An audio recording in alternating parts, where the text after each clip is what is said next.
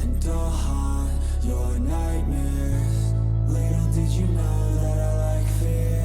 When you turn, I'll be right there.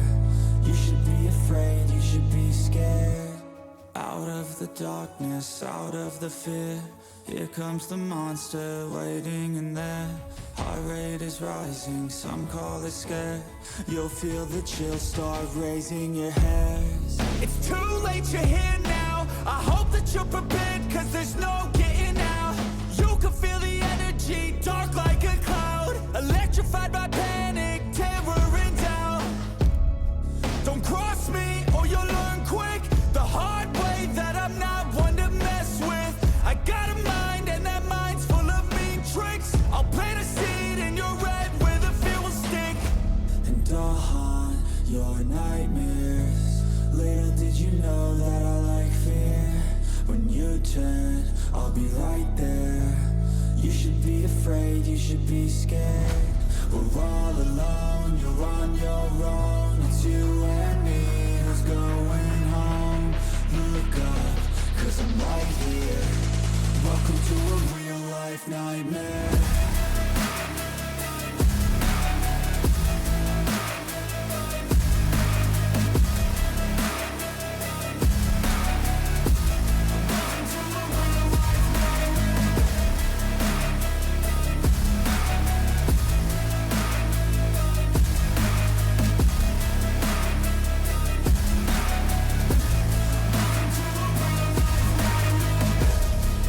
Possess all your dreams. A demon plays on the leak.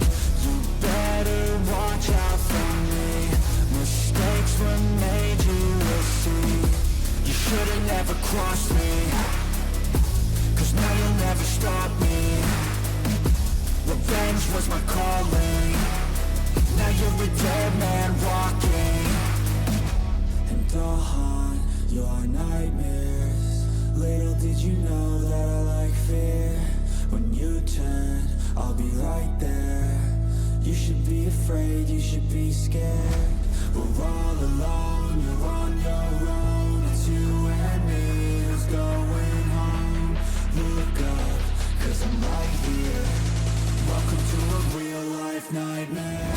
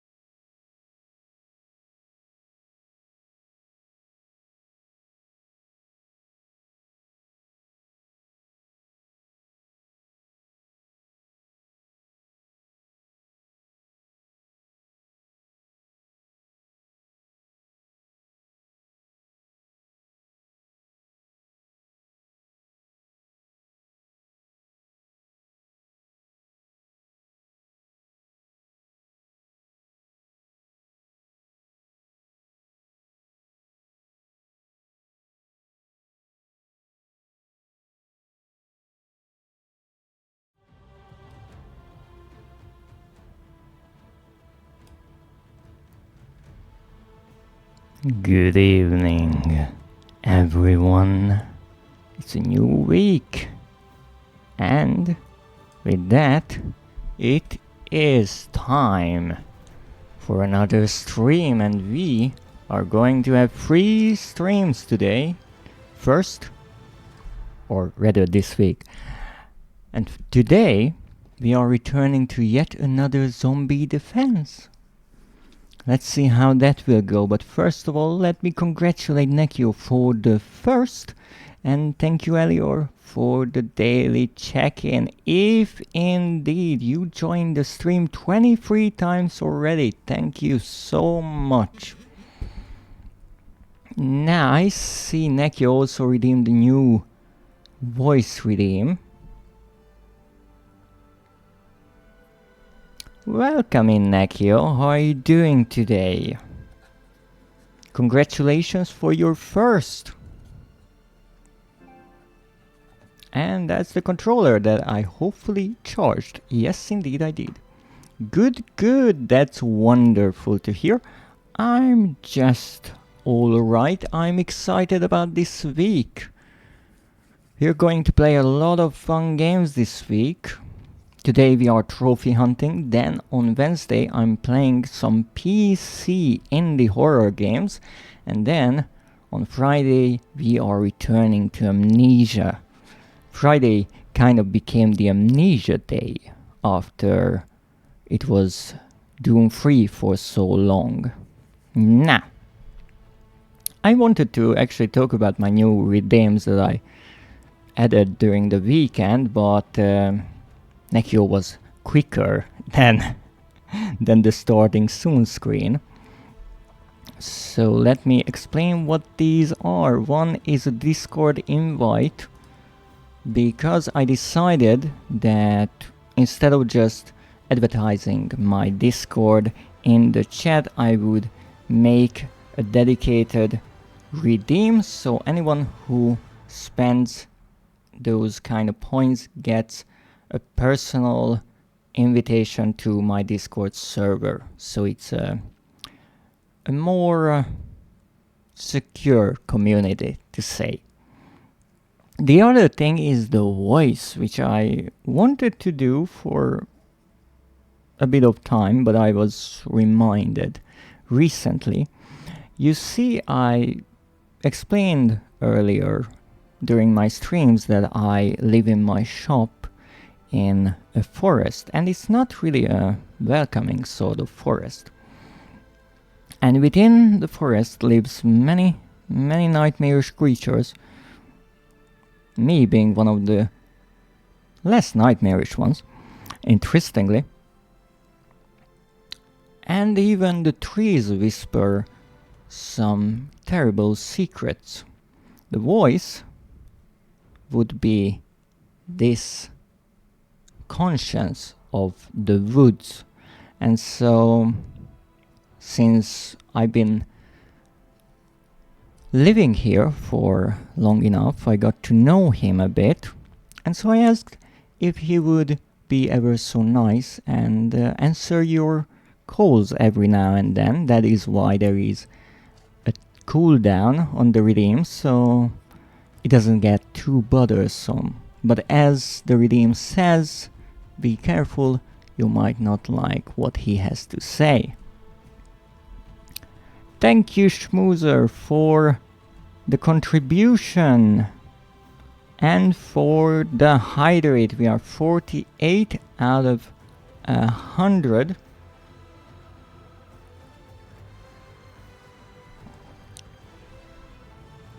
And that means we're already almost halfway there. That is a wonderful news. But for now, Nekio, what would you like to ask from the voice? Maybe I should have added.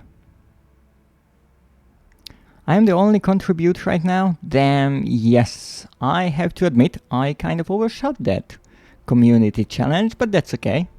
It was a possibility. It would happen. Will I die young? Alright.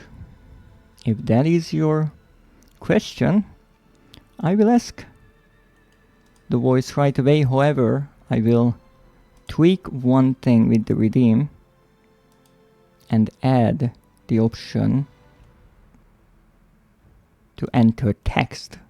I might have forgot about that little part.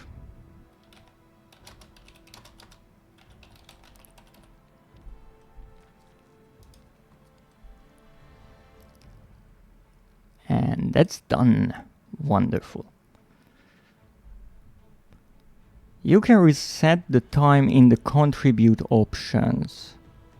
I know that I can reset the time, or rather I can add time to it.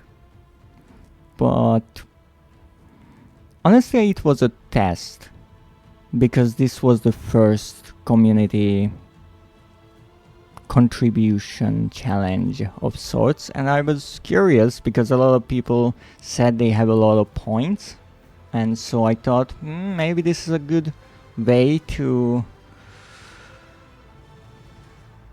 fix that abundance of points. But apparently people saw right through my little trick and decided not to contribute. But that's okay, that's all part of the test. So let me knock for the voice.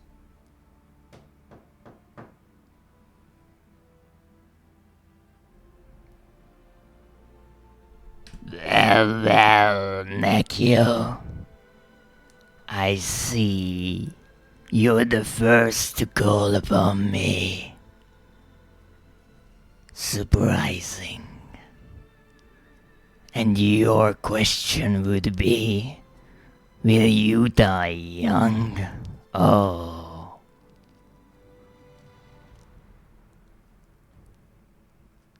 Such a mortal question. But what is young, Nekio? For some, 100 years is but a moment in time. For others, they don't get many years. So what is young?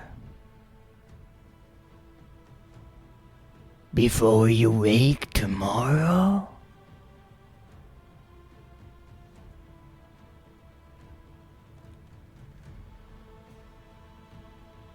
I'm not here to tell the future, but I let you take a peek. You will wake the next time the sun rises above the horizon. But careful. You won't live forever. Count your blessings and use your time wisely. Thank you, boys. Wonderful little friend he is. Indeed, forever can be quite depressing after a while. So let's see. What can we do today? Oh, thank you, Schmoozer, for the hug. It's greatly appreciated. So this is the third time we are playing with this game, and I have to say I am pleasantly surprised by it. After all the AAA story-driven games I have been playing, this game is quite a breath of fresh air. It's a nice change of pace, because there is no story, there is no long campaign. It is just a simple but really enjoyable gameplay and a few runs here and there for different challenges. It's nothing complicated, but it actually benefits the game. And one thing that I kind of realized as I was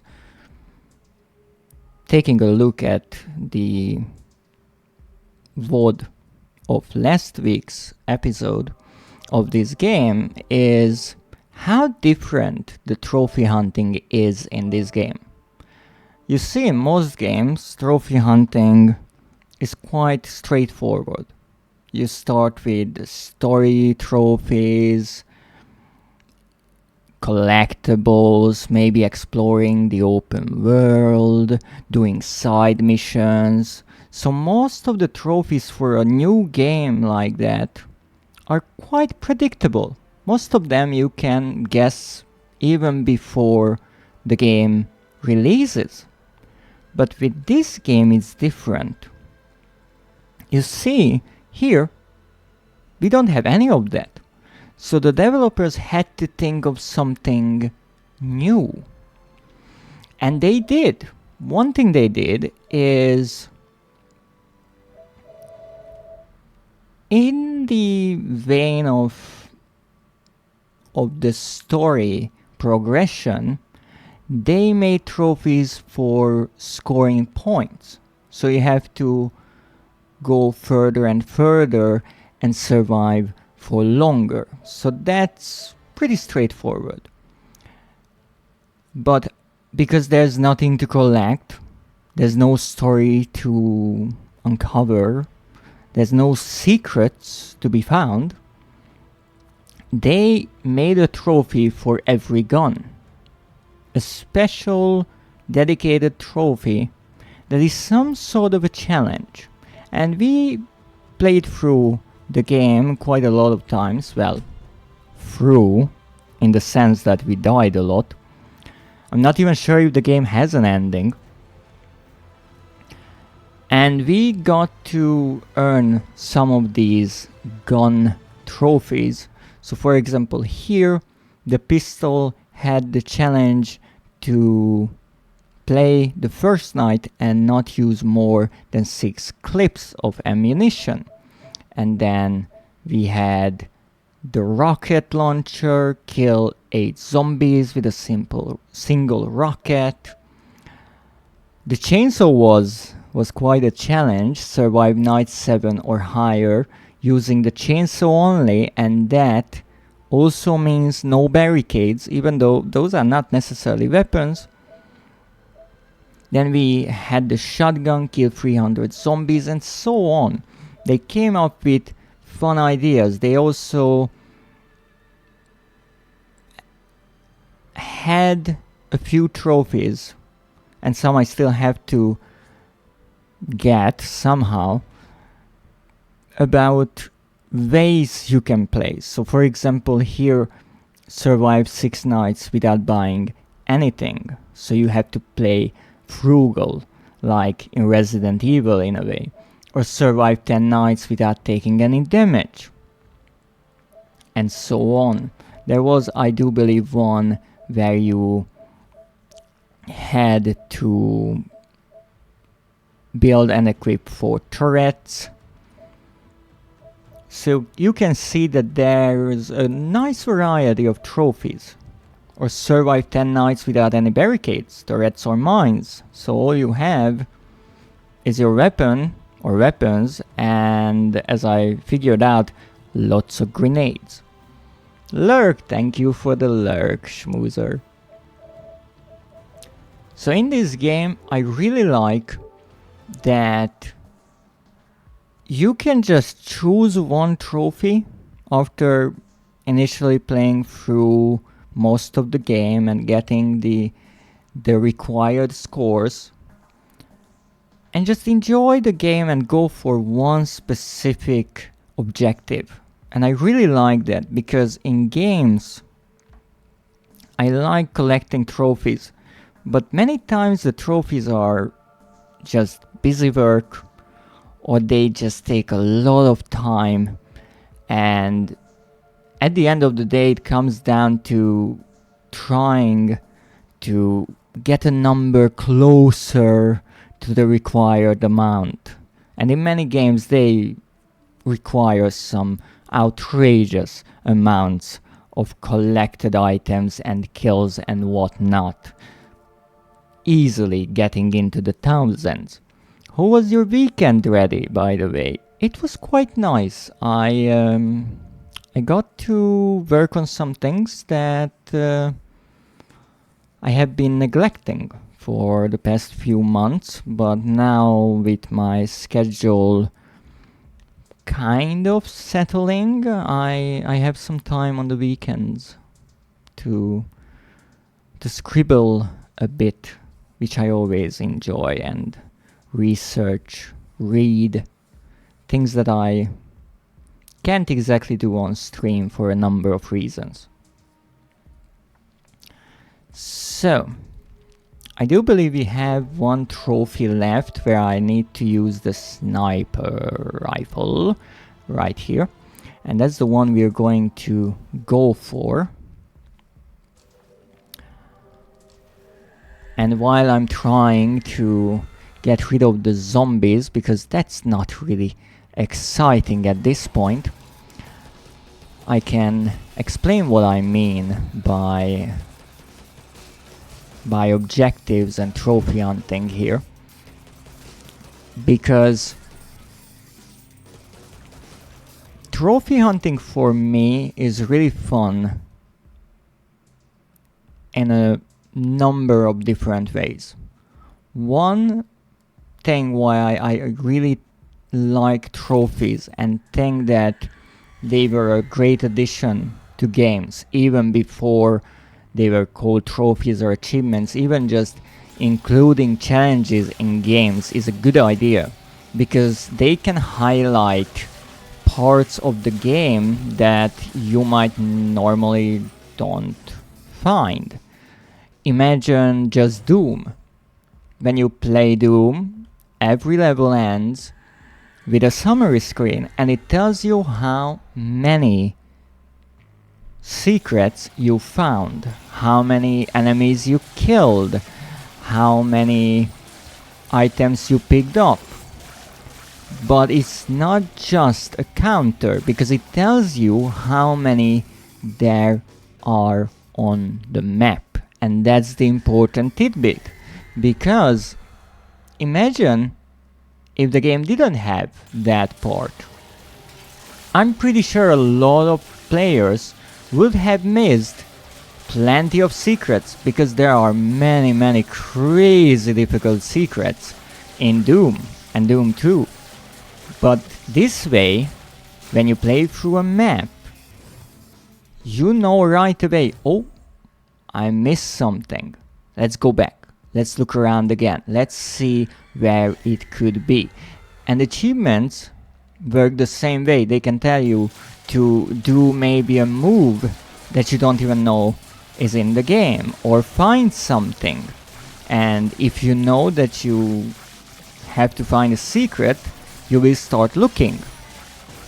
Without that, you might not even think about the game having any such secrets. Now,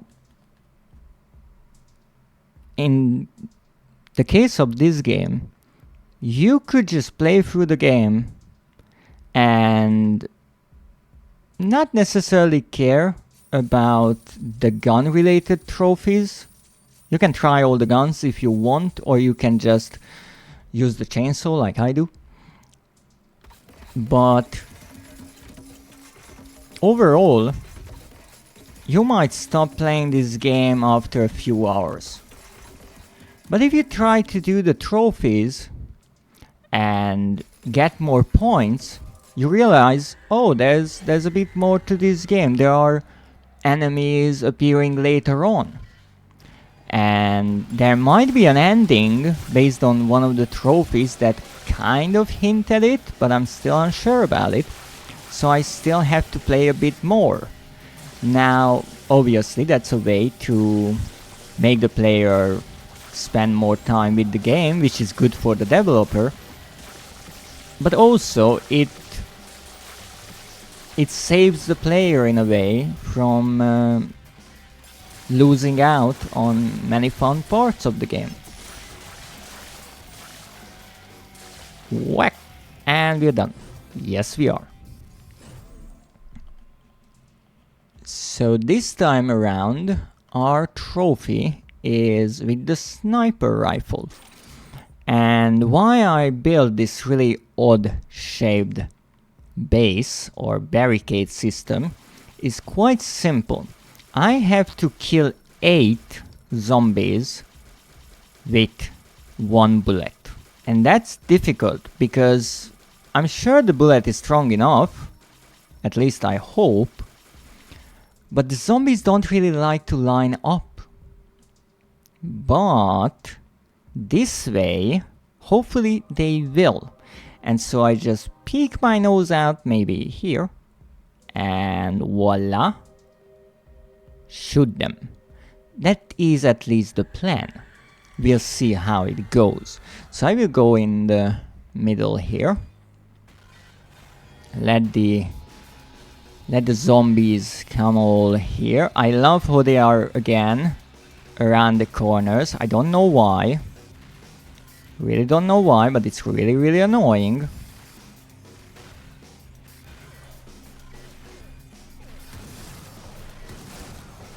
Ah, that didn't work. Okay, that is no good. Where could I go out, maybe, to get a better shot at this? They all piled up, but not in the way I wanted to. So I guess we are going the good old way of trying to make them go in one line. Except I will probably die before that happens.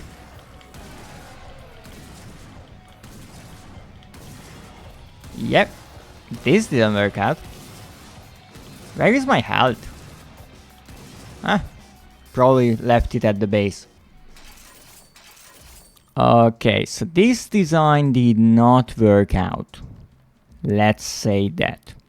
No, it's either because the zombies really like the tip or tips of the base. Not shaming anyone. Or because they are mostly appearing from the sides. So let's try to change the shape of our base to be like this. Like so. And hopefully this will attract the zombies in the proper manner. Let's see. Now I need some bullets. I have 81. In that case I don't need bullets. Okay, let's see if this will work out. Okay, more coming from... No, they just really like the outside parts. Don't ask me why. I have no clue. Okay, there's a lot of them there. So I will try to go there. Yep, there it is. Ha ha. My penis-shaped base worked just perfectly. And you can just calm down now. Yes. Haha. Why don't I have a magnet? It would be much easier. There you go. There you go. Another one. And we're good. Nice start to our trophy hunt. Wonderful. Let's see what we got. Because obviously we have to see our trophies. One shot, many kills. Well, most of them I didn't even see, but that's okay. Ah, look at that. Lots of dead.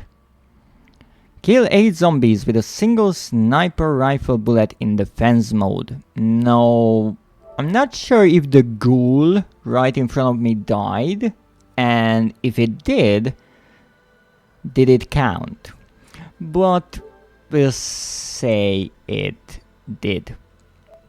The other thing, as we know, you can get some of these weapon related trophies in the not defense mode, even though the trophies say, because I think I got one of them, if I'm not mistaken, this one in endless mode. You can even see that it has a timer, which is exclusive to the endless mode. But hey. Hey, welcome in, Vivian. How are you doing? How's it going? I'm hunting for trophies, and I'm getting close to the platinum. I am missing, let me see, 1, 2, 3, and the platinum trophy. So that is wonderful. I do believe this game has 28 of them. I'm enjoying the thunderstorm outside. Ah, yes, that is indeed a wonderful, wonderful soundtrack in the background. I love the ambiance of a nice rainy evening or night. It just suits the nerves. Thank you for the daily check-in. I saw your weekly schedule, and you have a packed week ahead of you. I hope I will get to watch one of your streams. Now let me see the next one that we can try. Good question. I could remake my base and try to go for a new high score. Glad I could catch yours. I'm really happy to hear that. Oh, I purchased the wrong one. Well, shucks. I need 12 of these. These are electric barricades. And how are your watch-along streams going? I don't really know much about sports, so whenever I'm there I'm just lurking, but I'm curious what it's like to watch a game with some other enthusiasts.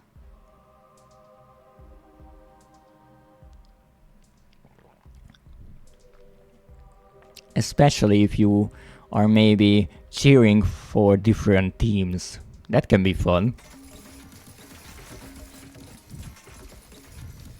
I only got to do 2 of them last week before I got sick, but it was quite fun. Oh, I see. You fell ill. I hope you are doing better now.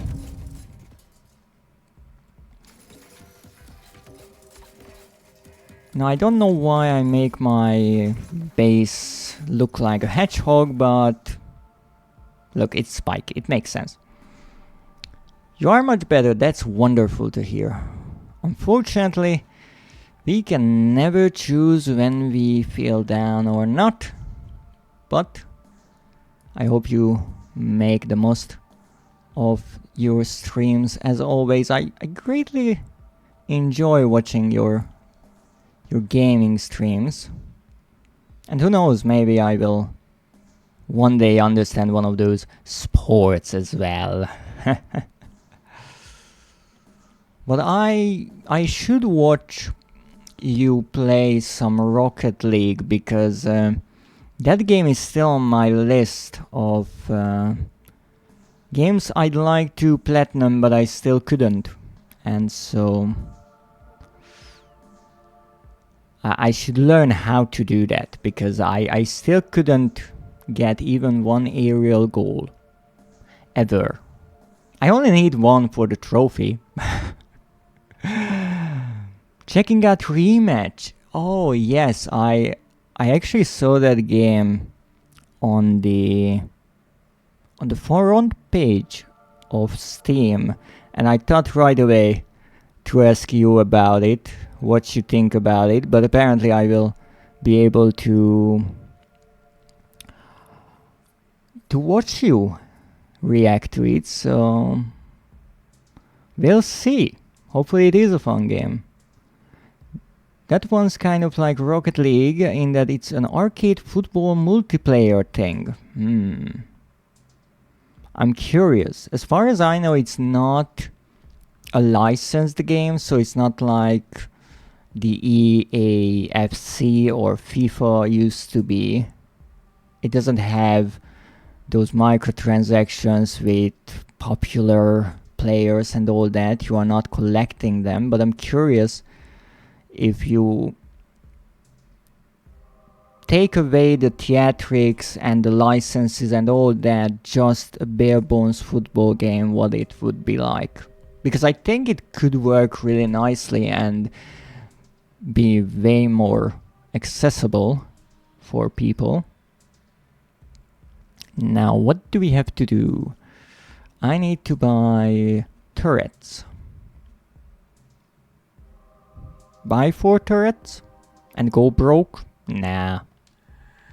To be honest, I don't care if it has the actual clubs or not. I played PES for years, so I'm used to things like Manchester Red versus Manchester Blue. Yes, the game itself, I would assume, doesn't change. Football is football. Of course, if you are a fan of a certain club or a player, then you would like to see them represented, but that also makes things a tad bit more expensive on the player. And I saw some of those card packs you can buy for other games, and let me tell you, they are expensive. I don't even know where the idea came from that you are not just unlocking players and clubs, but you are buying booster packs with cards. I guess some of the developers saw that there are collectible cards for football, and they thought, oh, we could turn this into a microtransaction thing. I'm not touching FIFA. I never really figured out if any of the FIFA games are good or not, because I never played them, I never tried them, and as far as I heard, there's 2 kind of opinions about FIFA. One, it's great and it's a really good game, and the second one is coming from the collectors of old PlayStation games. They always say FIFA is a really useful game because you can buy them really cheap, and you can take the disc, throw it out the window, and then use a nice, almost mint collection box for your worthy games. So I'm not sure which one is the truth. Maybe they are a bit biased. The only time I ever spent on a game like that was when I brought the Hatsune Miku pack for Rocket League. Ooh, there was a Hatsune Miku pack for Rocket League? I didn't know that. Good to know. Actually, just recently I re-downloaded Rocket League because back in the day I did play it quite a lot, actually, because I wanted the platinum and I got most of the trophies. I think I'm missing just a few, but there are a lot that I was struggling with DLC ones. And recently I heard that you can get a vehicle skin in Fortnite if you have it in Rocket League, and for Rocket League apparently it's a free DLC, you just have to download it.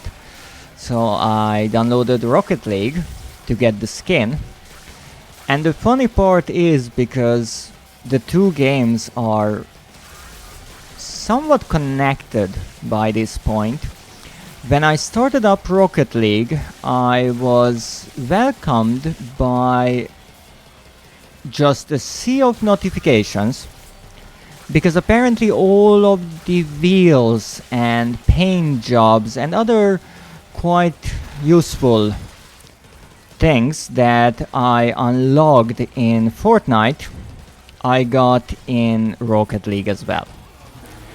And so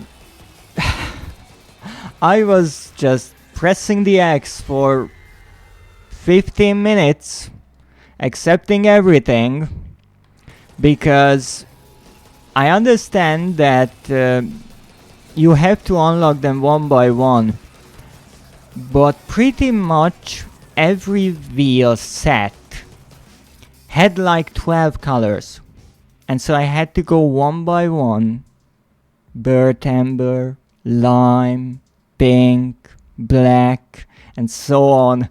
And I was just looking at the screen thinking, this will never end. This will never end. But I got the boss, so I'm happy.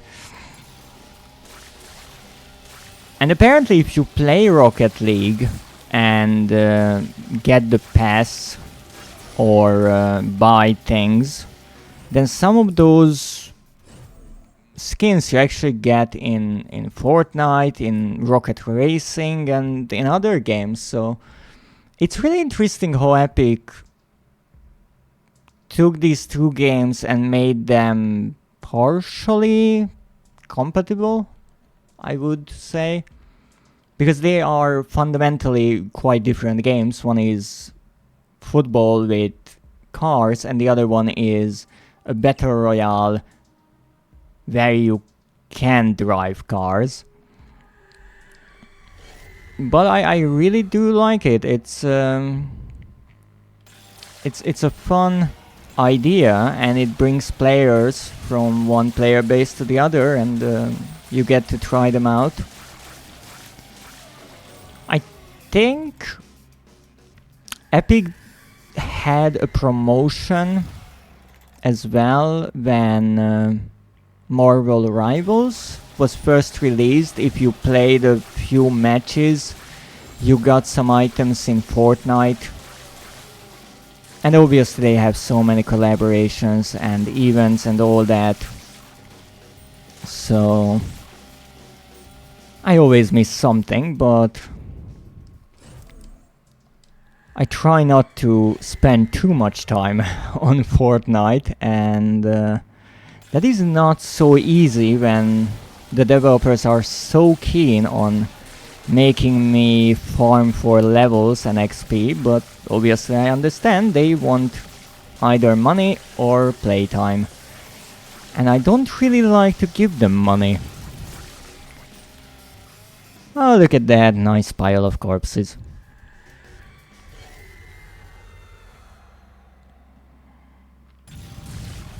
I do remember I played Rocket League during one of the Halloween events. I think it was when they had a Ghostbusters collaboration or event.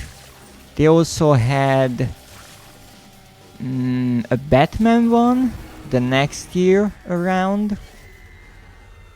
I always played during the Halloween events. I wasn't really good. I remember when some of the challenges asked for scoring goals or doing epic saves, I was quite troubled. Let's just say that, and I'm pretty sure some of my random teammates didn't like me very much. But interestingly, a fun fact about Rocket League is that originally it wasn't a free-to-play game. You had to purchase it, and then it became free-to-play. And I do believe the trophies remain the same. So if you look at the trophy list, you will find that there are quite a lot of them that only require the single player part. Pretty sure I bought real life. What am I talking about? Rocket League on Steam. Yes, it was on Steam. I think once Epic purchased it, it was taken off, but maybe it's still accessible to those who purchased it. But I was really surprised when I first looked at the trophies, and I thought I have to play a lot of online matches and win and do all those kind of things. And it turned out a lot of those trophies actually ask you to play solo and tournaments with bots, which I think is a part of the game some people don't even know exist, because I certainly never saw anyone play those. Real life is definitely not Steam compatible. Yeah. It wouldn't run on the Steam Deck either. I feel like it would be a buggy mess.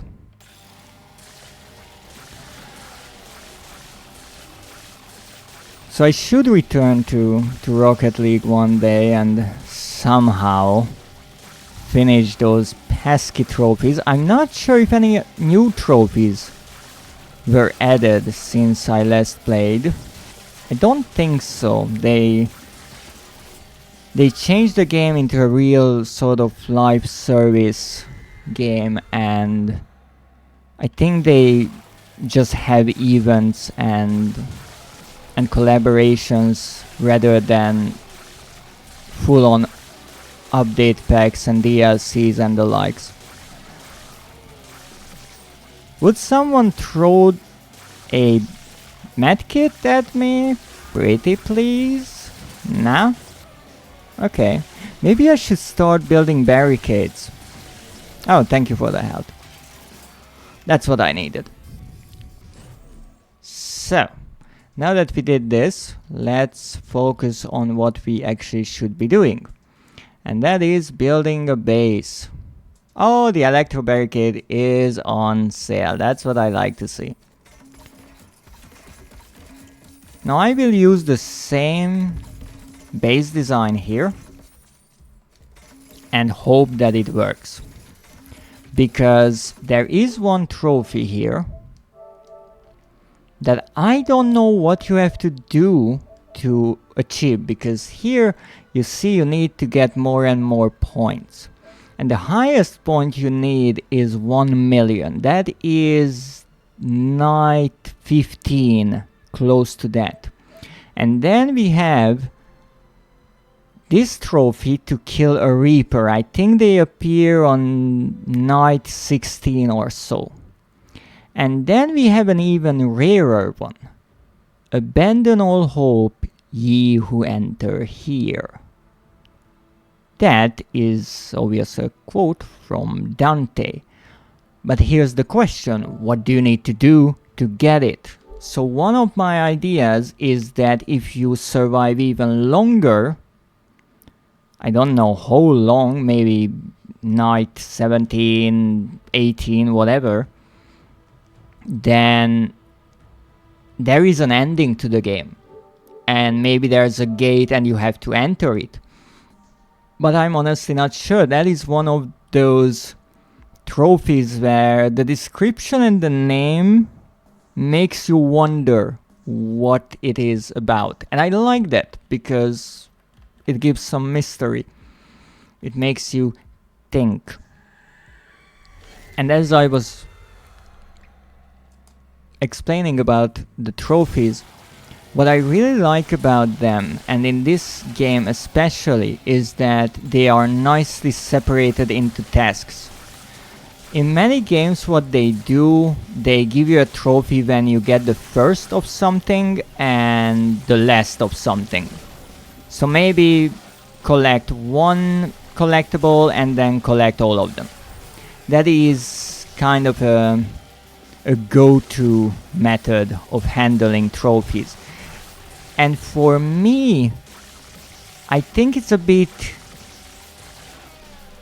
badly scaled, because in the beginning of the game you will get a lot of trophies for doing one of certain things, and then for the rest of the game you barely get anything. And I don't think that's a really good way of handling the rewards. Now some games add a kind of in between, get half of something, and that can help a lot with making that gap in the middle a tad bit more manageable, because if you're just grinding away for hours and hours, it can get boring. Now, why I kind of like the idea of trophies is, how could I explain it? Old games had a certain mentality. They didn't really explain to you many things. They were Souls-like in a way that they were quite difficult.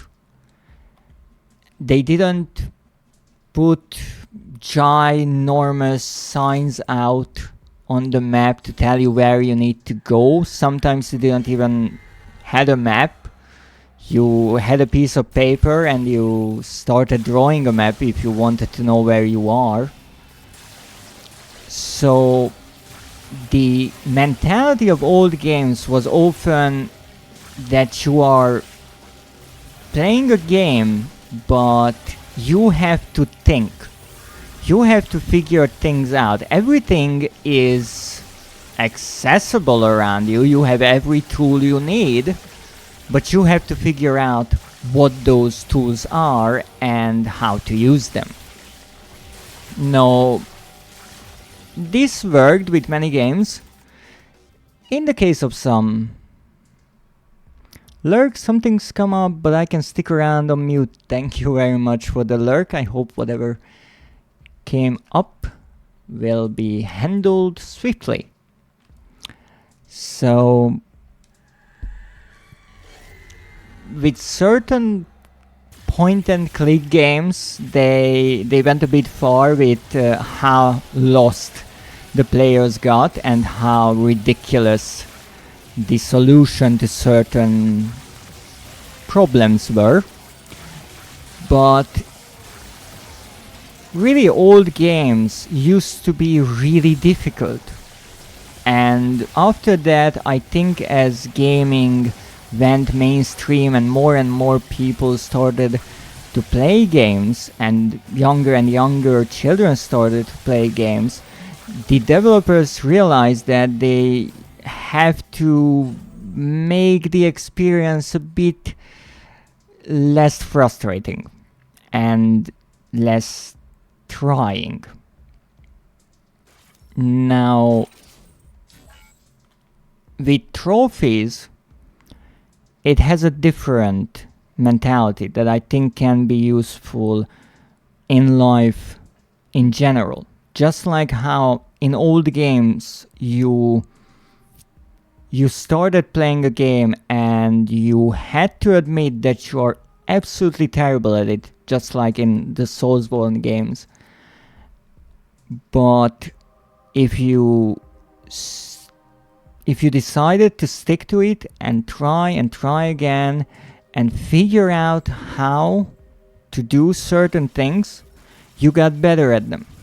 So the mentality there was that when you start something new, you won't be good at it, but you can learn it. And I really like that mentality, and I think it is missing from newer games. Well, most of the newer games. Not lately, because lately making difficult games became a staple, kind of, because of the Soulsborne games and Souls-like games becoming so successful, let's say, that every company at this point is trying to get on the bandwagon. But in the 2010s, in the late 2000s, games really became just obnoxiously easy. And I remember, I do believe it is the third Batman Arkham game, where people started to be upset that when you had a puzzle part, if you couldn't figure it out right away, then Batman started to talk to himself in a way and give hints like, I should really check that fan. Maybe I should go up and take a look from there. And the players got annoyed that I don't want a hint, I just want to have some time to think about what the solution might be. And in a way, it was a natural reaction of the evolution of games, that they became a bit more trying again to hit that balance. And obviously, I'm sure there are some games that a bit overdid the trying part and are obnoxiously difficult, but that's just how it is. That's how games and trends evolve. Now, with trophies, the mentality is that you have a goal, but you have to break it up into small tasks.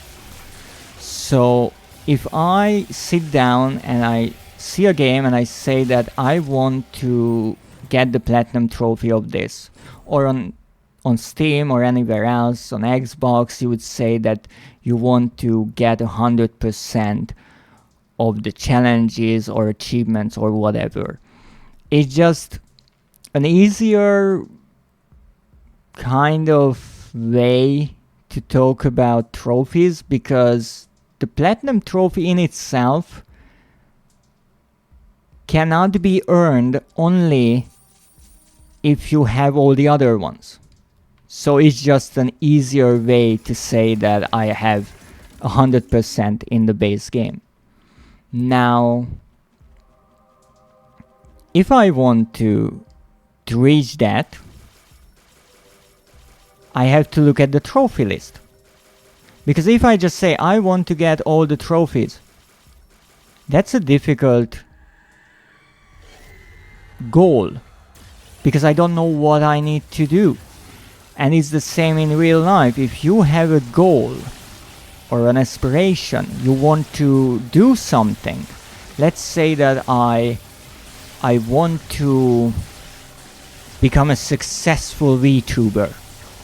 That's a big goal. That's like getting the platinum trophy in a game, because it's not so easy. First of all, it requires a lot of work. It requires different things, different tasks to be finished, and also it's a faraway goal. And people, even in real life, you don't have to hunt trophies for this. They struggle with big aspirations and goals, because it's difficult to grasp what you need to do in order to really reach it. Because if I say I want 1,000 followers on Twitch, let's say that is successful for me. But first of all, I had to decide on that definition. So already I had to think about what it really means to be successful for me. Now after that, I have to work on it, right? And you can just say, well, I will make great streams and I will reach that. Which is not a bad idea. It's like saying that if you want the trophy of a game, you have to play the game. Yeah, it makes perfect sense, but it might not be enough. Because there are specific things that you have to look out for. And the trophy list in that way shows you how to break up that big goal into tasks that you can do one by one and work on one by one. And that's what I've been doing in this game, and that's something I really enjoyed. That every time I start up a new run, I have a specific goal. I have to kill let's say 8 zombies with 1 sniper rifle bullet. That is a clear objective that I can work towards, and that's important. So for me, trophies are a great way to show that you can take a big objective, a really great sort of mission, like in games where you have to save the world, and you can break it up into really simple and easy tasks. And I think that's an extremely useful thing to teach kids. And because a lot of kids play video games, obviously, they will learn it from a really early age, that if I have a task that is beyond me, that is really difficult, would take a long time, then instead of just thinking about it and never really starting the actual task itself, I can break it up into little tidbits that I can maybe finish in a shorter amount of time, so I can see my own progression, which is really useful. And for example, you can see this a lot, that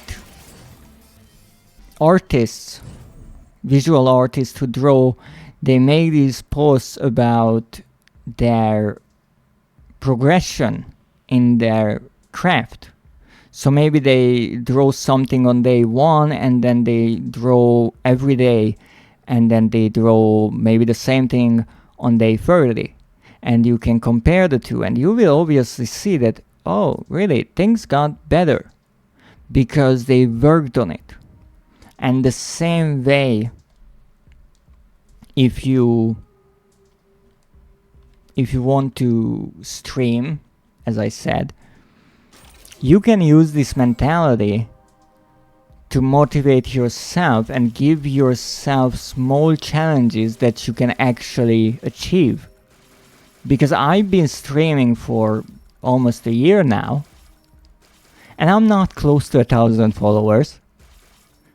And obviously, if you start out, it's nice to have a really big goal, but you cannot really actively try to reach it just yet. But you can put little milestones ahead of yourself and go from one step to the other.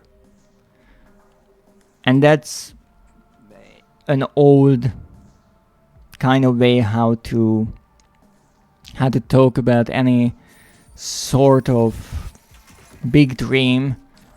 It's like a staircase, and you have to take one step at a time, because you can't just take the elevator and go to the top right away. Or if you do, you might fall back down, and it's not really a fun experience. So I really like, in these small, easy, simple barebone games, that because the fancy graphics and all the complicated things are not available for the developers. You can't make a huge open world on a really small budget. They have to come up with fun ideas, with fun little challenges to entertain and engage the players, which is a lovely thing. And so I spend, I don't even know how many time with this game already. And it's one of those games where you don't really have to think too hard, but you always have to be on your tippy toes, because you can get in a really nasty situation really quick. And as you can see, these enemies are chewing away my barricades really, really quickly. They're not messing around. And that's a problem, because these barricades are not cheap. And they completely disregard my monetary problems. All they care about is to break my things, which is really rude. Not to talk about all the ammo they take up before they finally die, which is also really rude. It's like in Resident Evil, when you shoot a zombie in the head and they just forget to die. That's a rude thing to do. Be a nice zombie and fall over dead.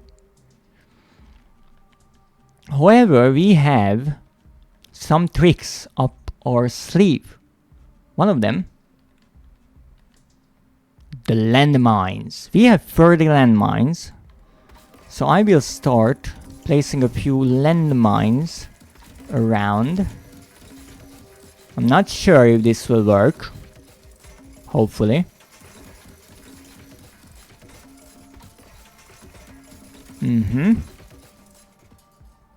I wanted to ask, why is that landmine in front of me so small?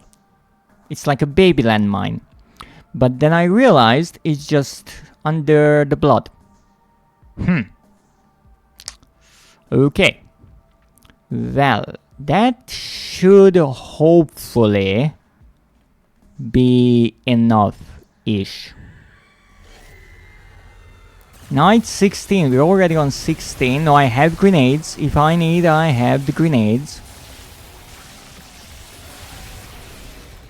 And I will try to use the grenades on the zombies, because the zombies are many in numbers. And that is a problem, because wow, the Reaper already died. And that is a problem because the lasers get distracted by them for way too long. So I will try my best to do a bit of crowd control and try to blow up as many as possible. They are stronger than they used to be. That's a problem. Ow, that really fucking hurt. Okay, ow! Oh no. Fucking night 16, always dying on night 16. Almost survived, almost, but it wasn't enough. Again, it was not enough. I think what I have to do, I don't know how, but what I should reach somehow is get enough money to make my little base fully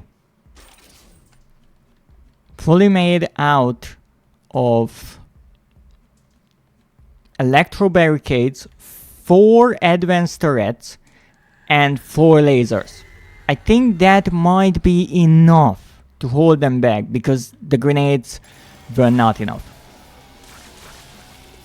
And the problem, if they ever break through the barricades, you are just kind of screwed. Because even if you survive, I'm not sure you can recover. So that's why I need to be really careful, and I should pay close attention to how far we are into the game. Because even though the defenses were able to kill the Reaper, which is lovely, I'm curious if that gives you the trophy or not. Do you have to kill it yourself, or the turrets are also counted? I can buy that, lovely.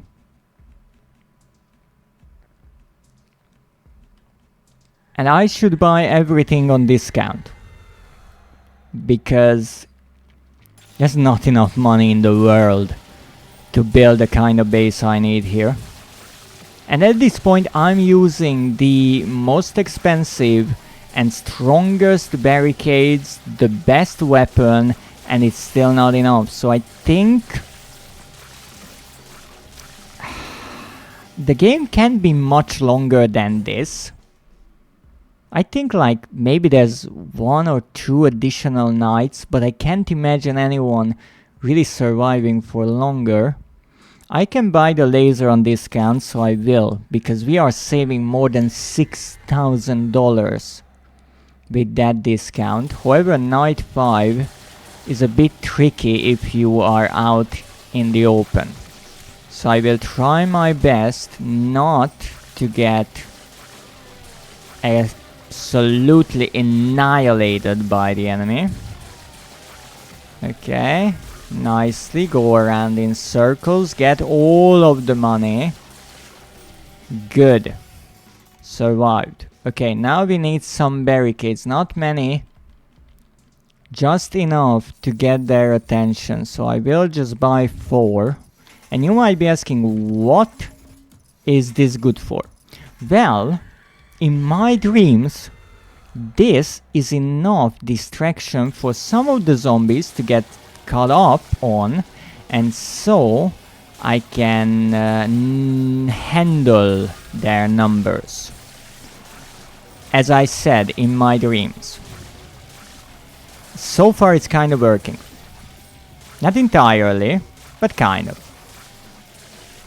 Kind of sort of working.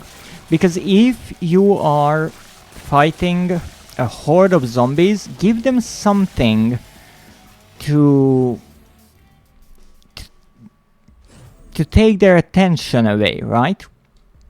Something shiny, like these metal spikes on the top of those wooden branches? Rods? Good question. Well, what else can we buy?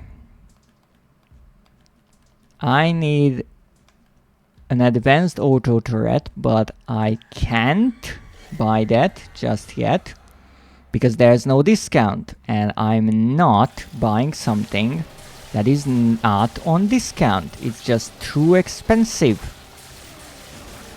And this is too crazy, honestly. This is a really bad idea. Safely, welcome in. Should I get my helmet ready? Thank you for the daily check-in. How are you doing? Uh-oh. There goes, and there comes the daily brick. Thank you very much. It's nice to see you too. Welcome in. Now, can I buy something finally? Nothing is on discount. Freaking. Okay, in that case we're building the first row like this. Safely with the 4-month subscription. Congratulations! Thank you so much for your support. Unfortunately, there is no 4-month subscription badge. After 1, 2 and 3, the next one is 6 months, so I could not upload a new one on the 20th. That is unfortunate. But I really do appreciate your support, and I hope you enjoy the stream. We are trying to get the last trophies. I already got one, so we are only missing, I do believe 4. And the boop. Really nice. Really nice. Not annoying at all. You know, I can obviously work like this. Yeah, I can get through the entire night like this. It's not that my nose is getting all itchy all of a sudden. No. I'm a professional. You know, I can kill these zombies with a booping. Haha. I'm all speedy. My nose is really getting itchy. This is no good. Ichi, by the way, means 1 in Japanese. That doesn't really help my situation here, but anything that helps me get my mind off the fact that there is a finger in my face, which is not really nice, by the way, I'd like to say. Come on. Stop it. You know, like this, if I die, at least I have someone to blame for it. so maybe that's good. Okay, stop it. Ah. The booth never stops. It indeed does. When I bite your finger off. Okay, there's no discount or on anything, really? Why can't I blame you? I think I can blame pretty much anyone. Maybe people who are not even here. Maybe that's why I die. I would need their support. Because you said so. That is not a bad reasoning, you see. You would be a good lawyer. Especially if your style worked. Like a Jedi mind trick. Alright, get everything. I need the money. I need the money, all of the money. The money is more important than anything else at this point. The health, I don't really care about the health. Oh wait, there's money there. I'm going for the money, I don't care. My mother says the same thing. Well, you see, then it might be true. As they say, if one person says it, that might just be an insane old man. But if two people say it, now that's a whole different thing. Now, let me see, can we buy anything on discount? Nothing. Okay. Later or sooner the game has to give me a discount on something, and by then I will have all the money in the world. Give me the money. Give me the money. No, it's not safe to go outside for too long. However, the game works in such a way that the zombies, the weaker enemies, come first or appear first, and then the ghouls and the vampires and the more difficult enemies follow them. So in the beginning, if I run out, I can go through the zombies pretty easily. But I have to make sure that I return to the safety of my base before go crazy. People sabotage each other. Unfortunately, these zombies are not. But studying law in Germany sucks. I think just as much as studying law is, how I perceive it, is kind of a puzzle in a way, because you have to learn all the rules and then somehow navigate between them.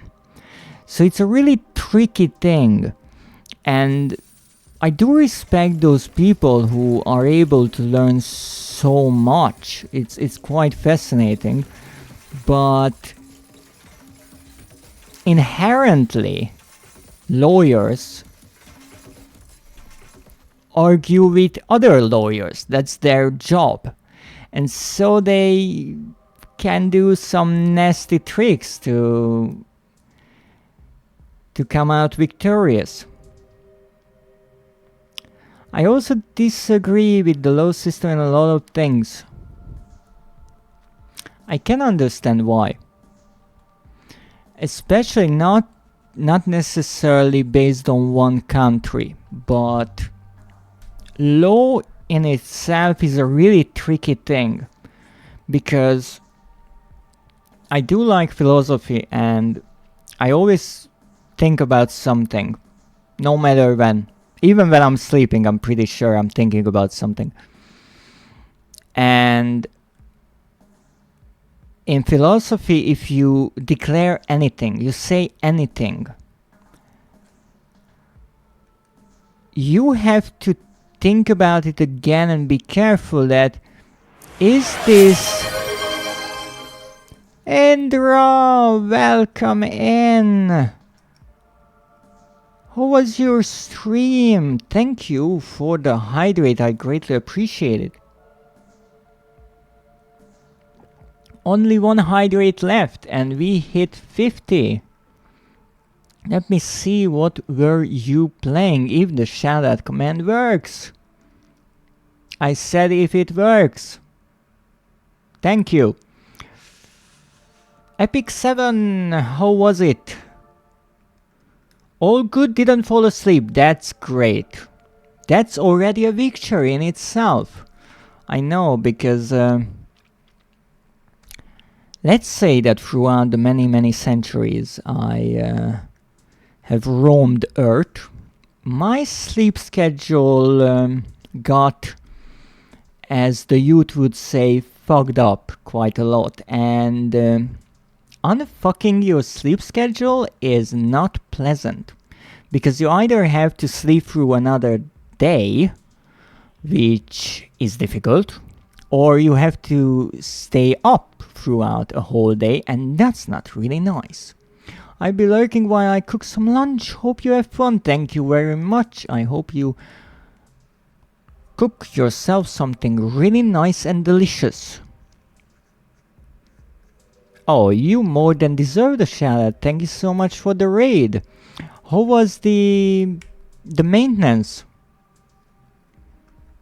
I assume based on the time that you could play, and to all the viewers,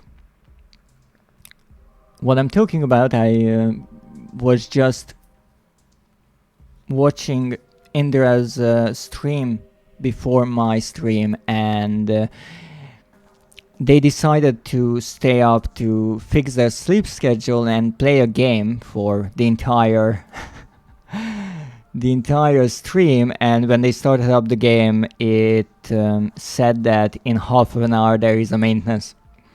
I'll be making some ravioli. You must share. And the maintenance was for PvP only. Luckily enough, that's great. You can also adjust your sleep schedule slowly over time until it turns around. That is true. That is true. But, well, it depends.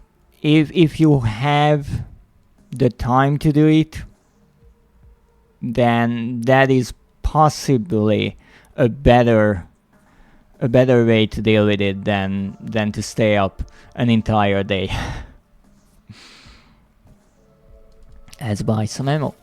So, just before the raid, what I was saying is, in philosophy, if you say that, let's say,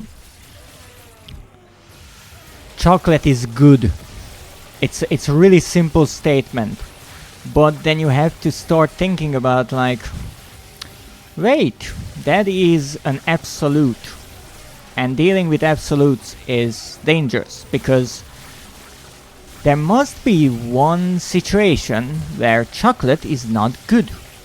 Maybe there's evil chocolate out there. What if an evil chocolate comes around and it uses our perception of every chocolate being good against us?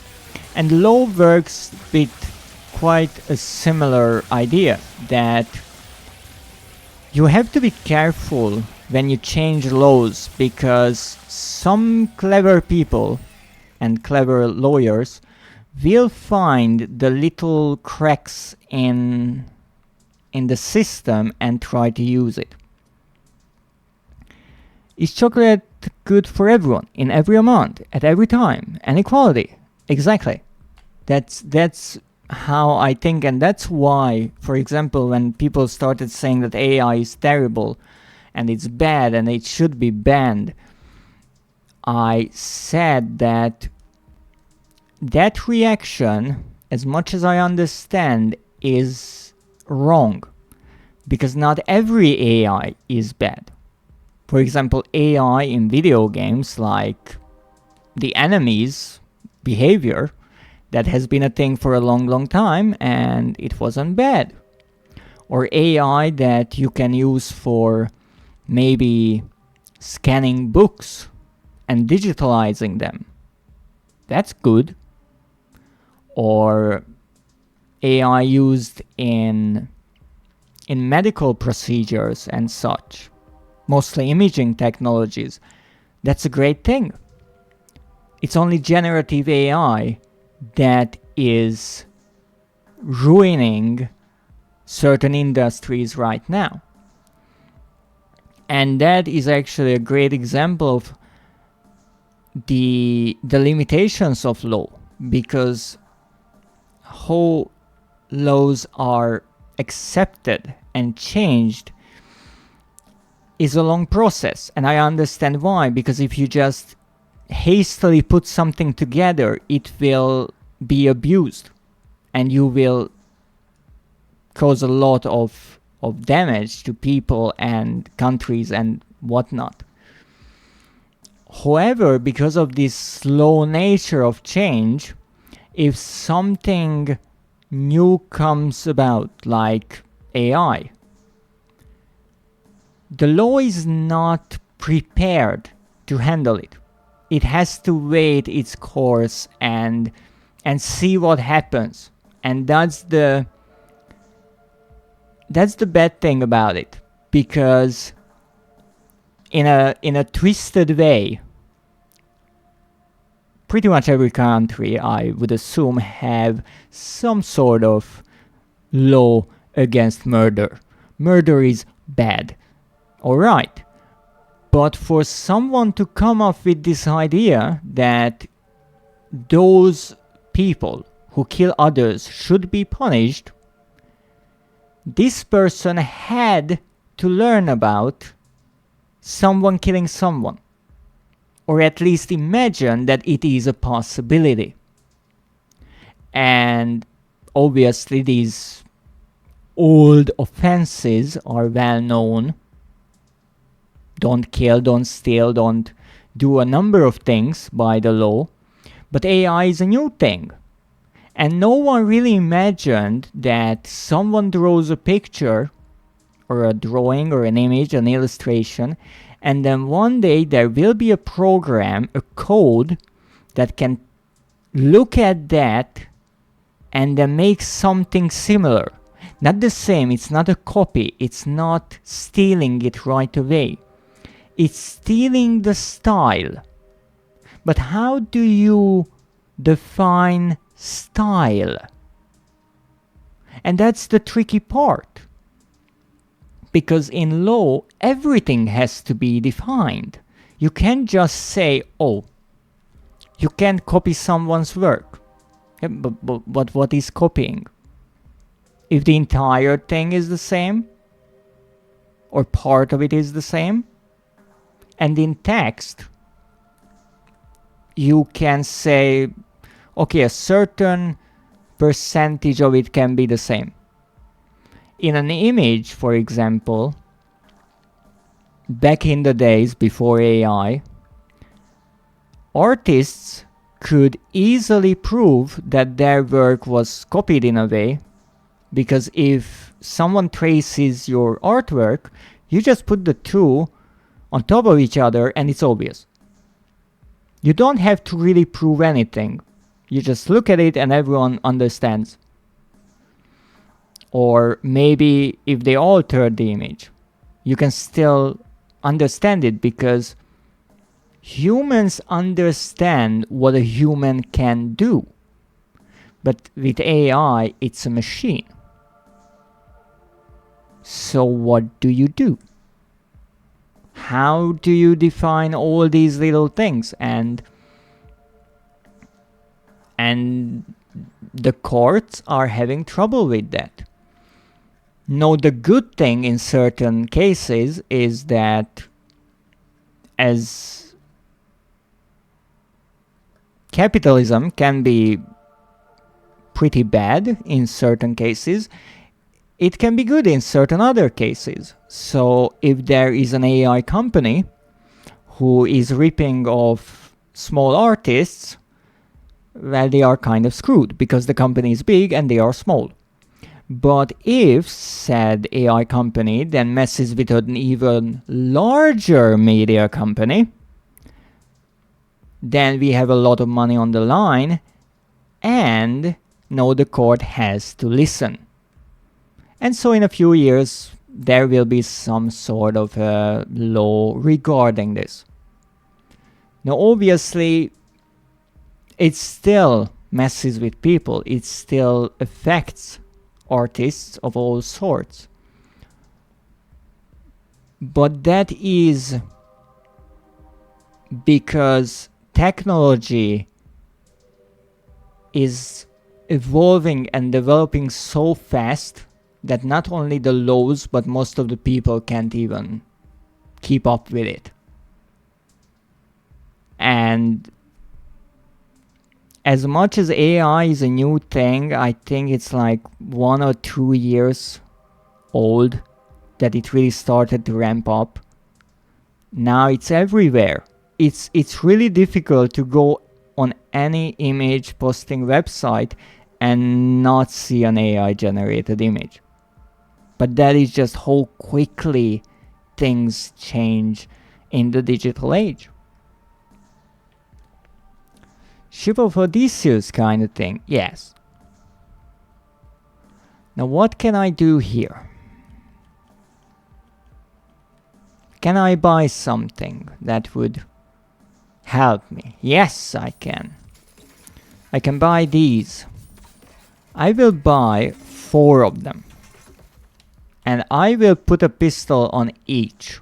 That does not help me just yet. But I was able to save a lot of money, which is good. Now, for my master plan, I only need to buy 3 more of these laser weapons.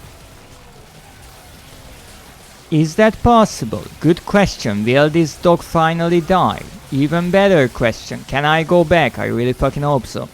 But I do need the magnets, because those magnets can get me a lot of money. And I need that money. Give me the money.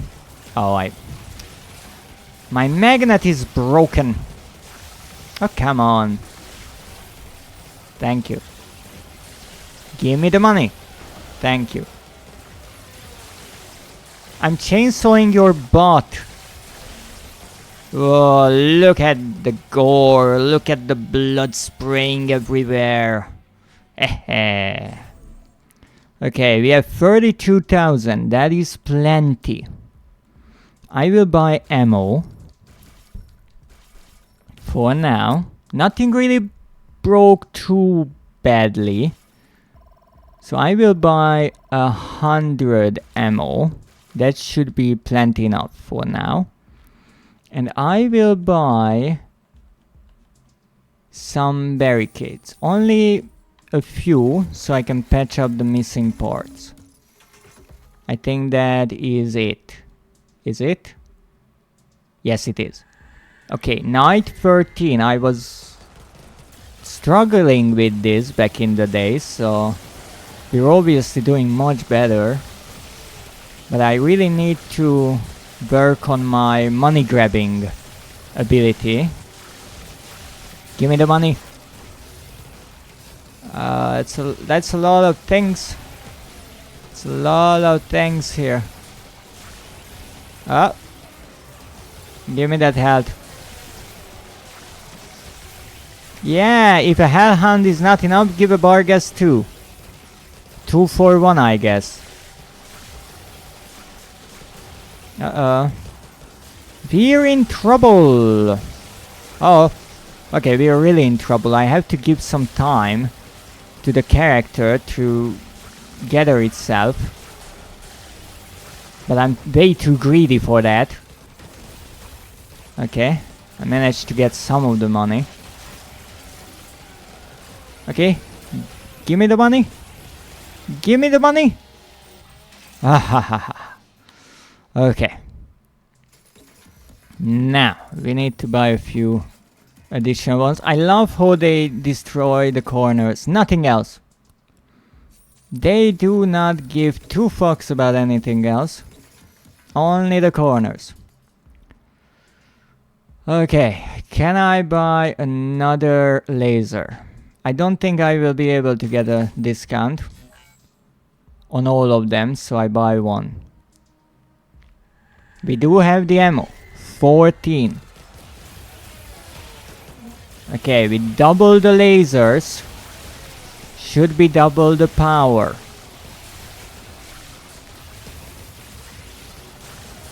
Give me the money. I'm invisible. You can't see me. All you see is a levitating chainsaw going into your side.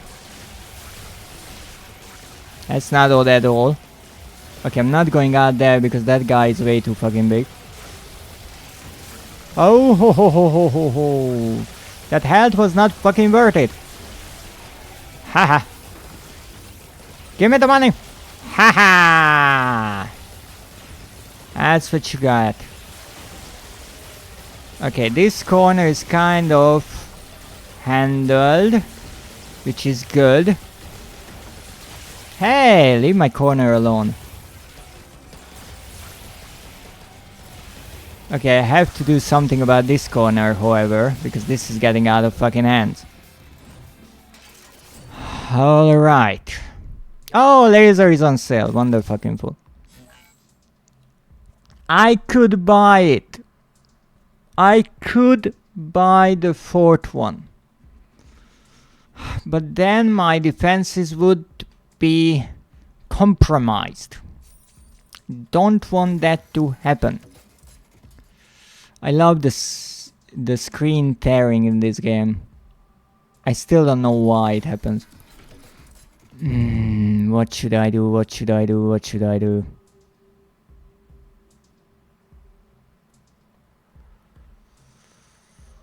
Don't be greedy. Don't be greedy. That's what we learn in this game. So I will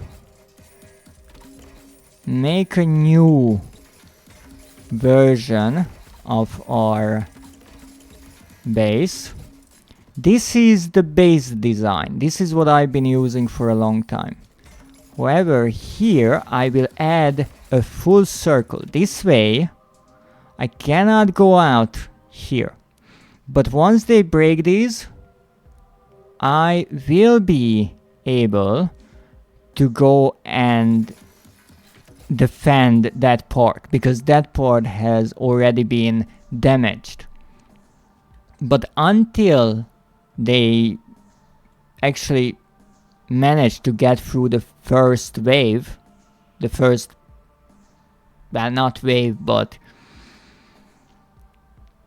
line of barricades, I can focus on one part and the lasers can shred them apart. That is my idea, because so far always the corners were the weak points, and I can only be in one place at a time anyway, so why would I make all four corners weak?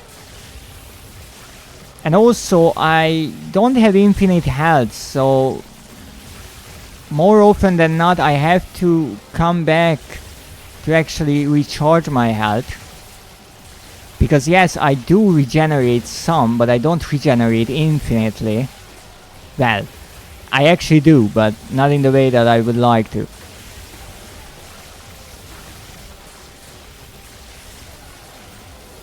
Alright. Okay, that's plenty enough. Fuck it. Oh goodness, look at this. This is insanity. Doggo, doggo, doggo, doggo, doggo, doggo, doggo, doggo, chainsawing the doggo, finally. Okay, we're done here. Finally, we're done here. Okay, now I have invincibility, so I have to deal with this guy, and quickly like.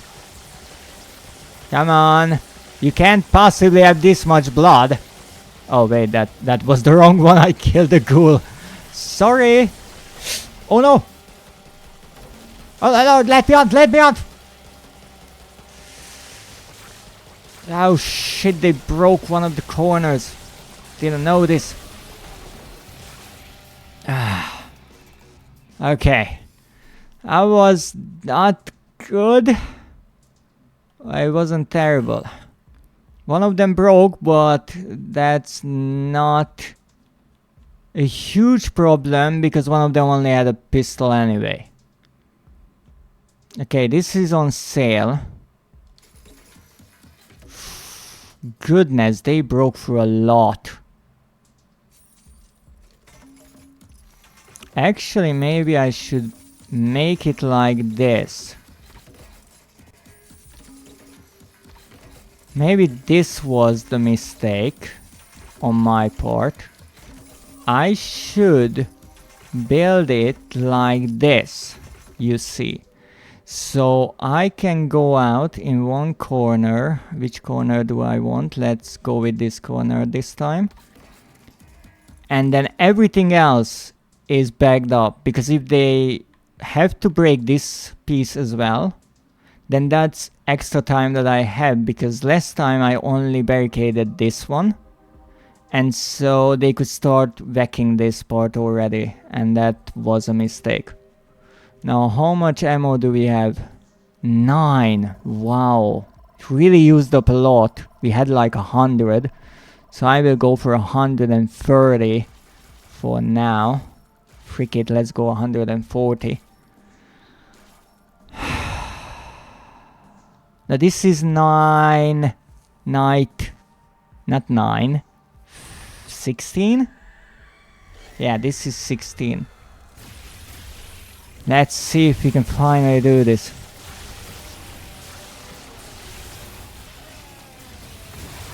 Trying to use some grenades. I should have put down some mines maybe. Not sure. Let's go. They already broke this corner? Holy fucking shit. Here, have some grenades. Stop breaking my stuff. Okay, invulnerability, good. Go through the puppy. The other puppy. Full health. Okay, I hope they stop coming for a fucking moment. Okay, this is all of them. I really fucking hope so. I don't care that you're the Reaper. I'm going to reap you. Ow. Okay, understood. Under-fucking-stood. Back to the grenades. Okay. Kill the Reaper. That's pretty cool. Almost. Almost. I should have put down the mines. But my idea worked. The outside ring is a good idea. Because you cannot stop them from breaking that. There's no point. There's no point trying. There's too many of them. So I won't even bother with that idea. Come on. Come on, you zombie scum. Oh, I got a star. It's like Super Mario. Well, let's carve your peaches.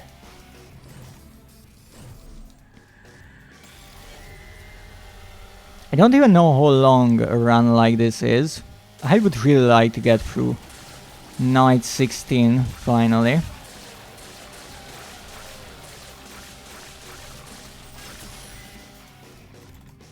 No, I need the electro fence, and I can actually buy some discounted. That's good. Put down 8 of them like this, because that's all I could buy. Now this will be more than enough distraction for the time being.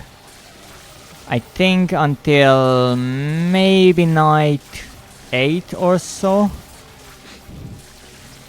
Yes, Goose, yes. Oh, you're back! Wonderful! I was wondering what this itchy nose was about, but now I see. Ah! Stop it!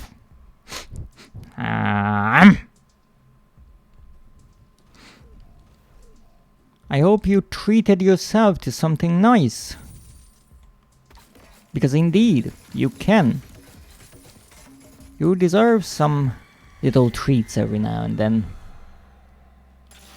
Nah, let's see. Iced tea, that's wonderful. It is getting quite warm in many parts of the world these days. It is summer after all, so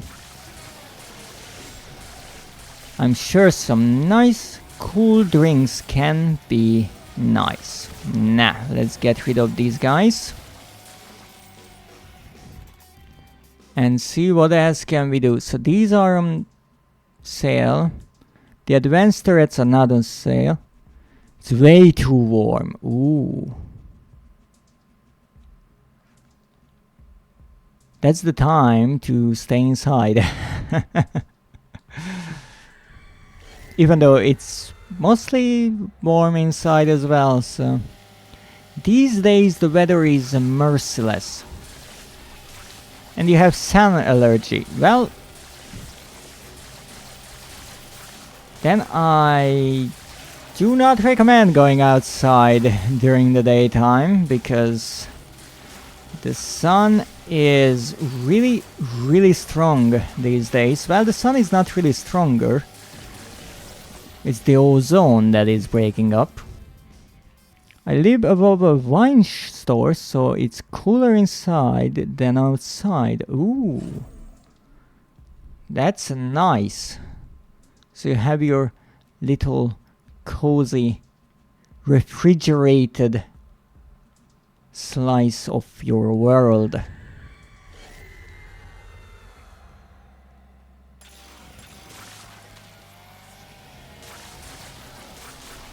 I remember back in the days, 20, 30 years ago, summer wasn't this hot. These days, it's just getting hotter and hotter every year. I don't even know what I'm really expecting this year. But then again, I'm stuck in my shop, so I'm not really affected for the time being. My mortal body, if it's still alive that is, might be. Stop eating my fencing. Okay, can buy the laser. Can buy the turret.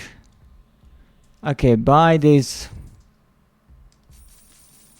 I need 1, 2, 3, 4, 5. 1, 2, 3, 4, 5. And 1, 2, 3, 4, 5. Okay, so this is the base idea here. And it works wonderfully. And I got all of these fences or barricades on a discount. The only problem, I have no turret. At this part I'm wondering if... Well, the turrets are really good, but I'm not sure what would be a better idea. What should I put most of my money into? Because this is early on in the game, this is easy, I can just walk up to the enemies and chainsaw everyone. And I save so much money with this method, but still, I never have quite enough for my plan.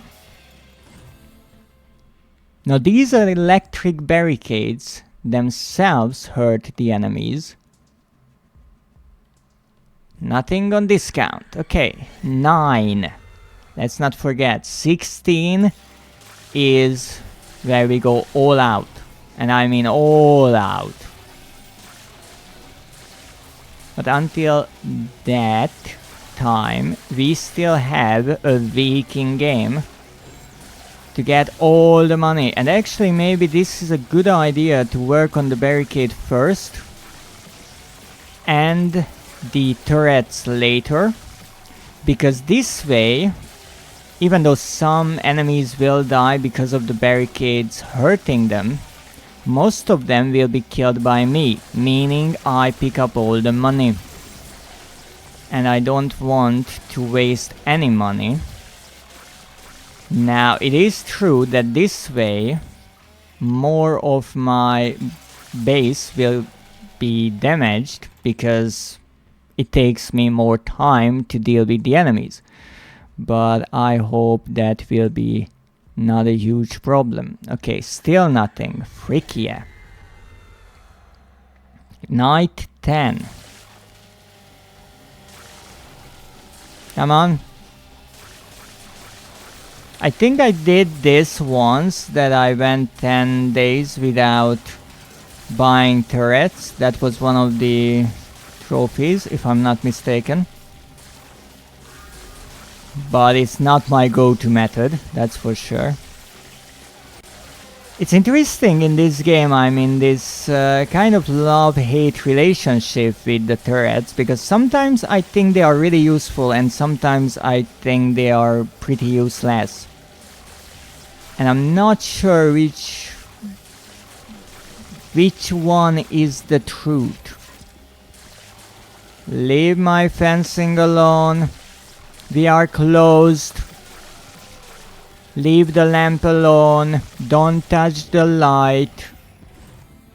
Or maybe they are undead and they want to die. That's why they are going towards the light.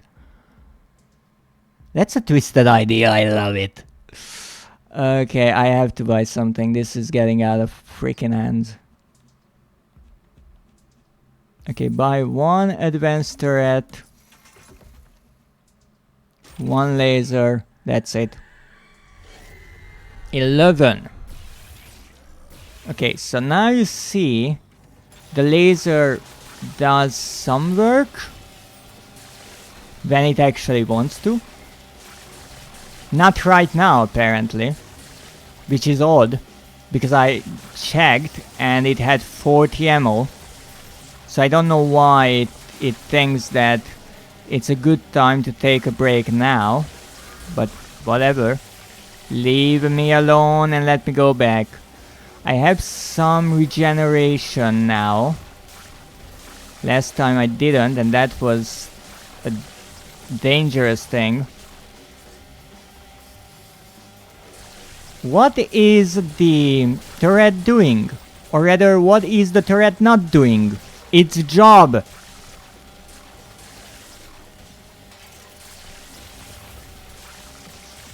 Don't tell me that it used up the 40 ammo right away. Because now I picked up 15 and it started working again. Maybe it had no ammo? Did I check the ammo cost? Really? I can't be that silly. Or maybe I can. Okay, I don't know what I should buy, honestly. No, it's on sale. Of course it is. Okay, we go for 100. And let's go. 12. This is the last try I give this for now. After this I try something else. Because we have many trophies and this is just one, and it's not even certain that this is what I would need to do to get that trophy. I'm just guessing. So let's see. Come on, vampire. Come on, you have a lot of blood inside you. I see you had a nice feast. Vampires are kind of mosquitoes in a way. If you cut them and they bleed a lot, that means they had a big dinner? Or breakfast, maybe? Come on! Laser ammo. Yeah, give me laser ammo. That's good. Uh-oh. Doggo is really going ham on my fence. Okay, this was 12. I need to buy an advanced auto turret. Put the laser on top. Buy ammo because it's on sale. And then buy some electro barricade because they broke a few. Okay, this is good so far. 13. Don't forget, put down all the mines on night 16. That's not necessarily a good idea because we won't have anything to defend ourselves on the night after. But honestly, I never lived to see the night after. So maybe it's a better idea to just use what we have when we can. Oh goodness, I love how they are just kind of waiting in line for the chainsaw. I only have one chainsaw, everyone will get it. Just waiting in line, yes, that's it. Magnet, wonderful. Oh, didn't want to throw that, I will be honest. Now I'm losing a lot of money here in the way that I'm not picking it up, but that's fine. You only broke one, that's wonderful. Auto turret is still expensive as all shit. The laser is still expensive as all shit. But we are gathering money, so that's good.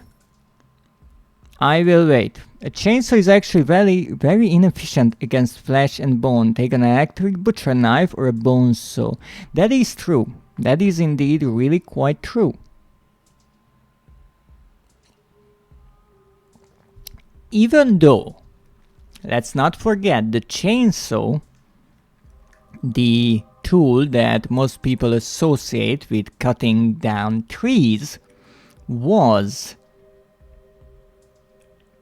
first created to cut through bone, a really specific kind of human bone. Exactly, it was made for childbirth, because sewing is a difficult job, especially when you're sewing bone. So let's make a saw that works on its own. Now after they realized it's good for other things as well, but it cannot be denied that it can cut through flesh and bone quite decently. Now in the case of zombies, what causes the most amount of problem is, or would be, the clothing, because chainsaws don't really like anything that has fibers. It's the wrong blade though. I'm not sure if in the stores they sell specific chainsaw blades or chains made for cutting flesh, but then again, maybe a butcher shop has such. It's for different material. I guess I should be concerned why Sepley knows all these things, but then again, I know all these things. So if I can give that bit of advice, if you ever find yourself in the zombie apocalypse, if the zombies are not naked, don't try a chainsaw, because the problem is that the fibers of the cloth will just get caught up in the gears and you are screwed. I work in the zoology department of my university. I help students dissect animals. Lovely job. I'm not sure everyone is exactly thrilled to be part of such a thing, but that's science. And every now and then you have to cut into some things to know how they work. There is a range of reactions to it, yes, from disturbed to disgusted to fainting to possibly really joyous. Be careful with the last category, they might be dangerous.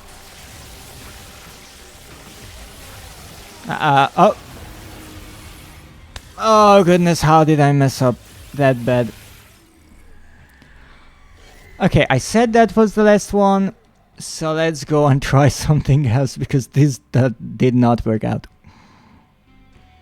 Okay, so we have this trophy. Survive for 5 minutes in endless night mode. Okay, let's try it. Endless. We're going with the girl this time.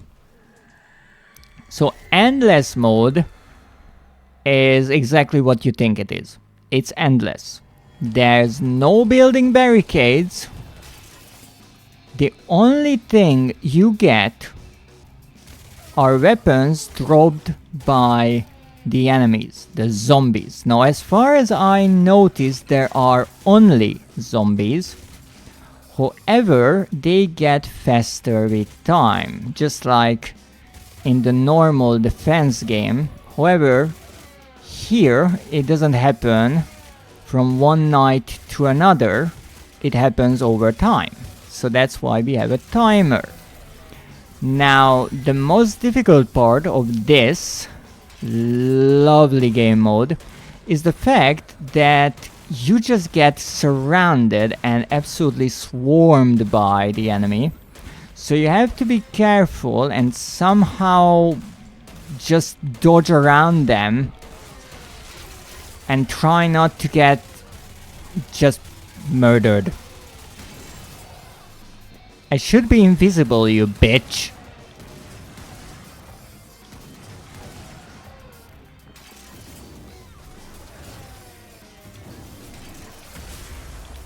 The rocket launcher is really quite useful for dealing with lots of them at once. But as you can see, if you don't get the invincibility or health bonuses, you are screwed. Because I don't think there's regeneration. So it's really up to luck in a way how far you get. You obviously need to have good reflexes and you have to be able to quickly change between strategies, because for example, if a good item drops, you have to get there and maybe change your direction. But overall, there is a requirement of a certain level of luck, which is not my favorite kind of trophy requirement, but that's what we have to deal with.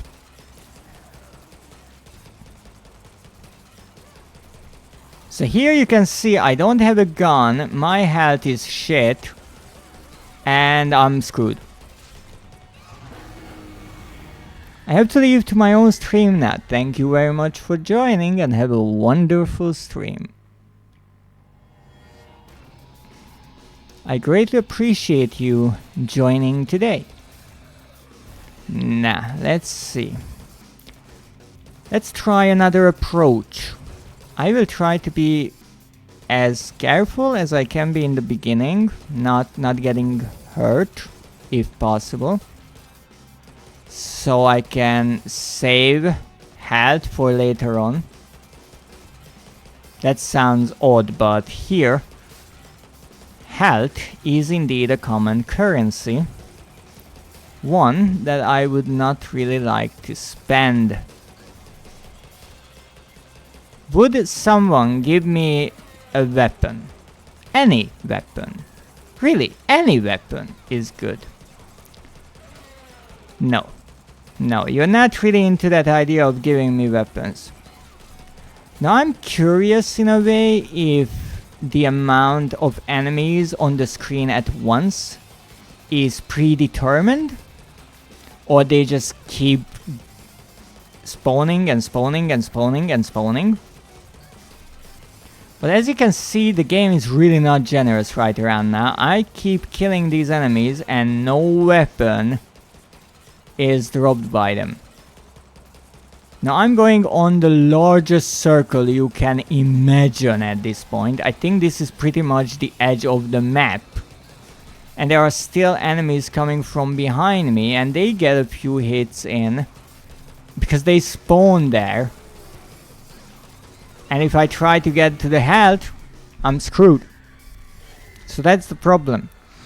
If you have a decent gun, you can mow down quite a lot of enemies, but maybe the strategy that can get you to 5 minutes is somewhere in between. So you have to avoid the zombies to a certain degree and go around and try to stall for time, because that actually worked last time. We survived more than a minute, even though I was in a really bad situation. So maybe that's something I should keep in mind. However, I do need to have some stronger weapons, because they are just useful for not dying. And if I keep running around like this, all the zombies who get behind me and too close, I can just shoot. So maybe this is a reliable idea of sorts. Now, killing anyone behind me is not necessarily a good idea, because I saw a weapon there and I couldn't get it. But let's hope that we can find something.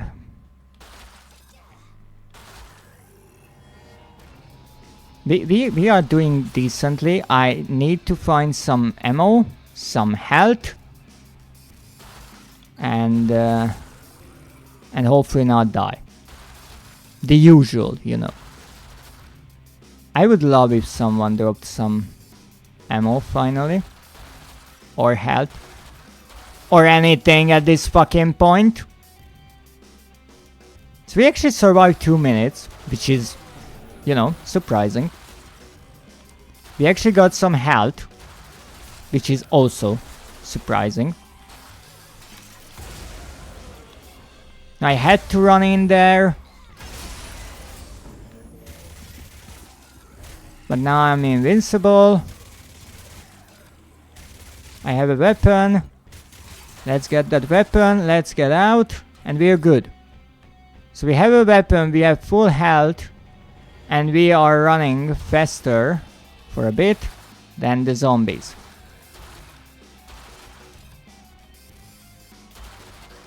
Ow. I'm not sure if I can go around the map and pick up a weapon in time. I'm not sure if they despawn that quickly. I would say yes. Okay, that's good. Let's try to kill a few, get some new weaponry. Okay, barbecue time, guys, barbecue time. Okay, full health, good. Oh, nice. Nice weapon. Okay, I'm invincible for the time being.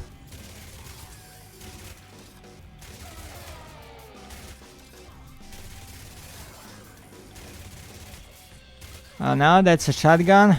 I'm not going to risk my life for a shotgun.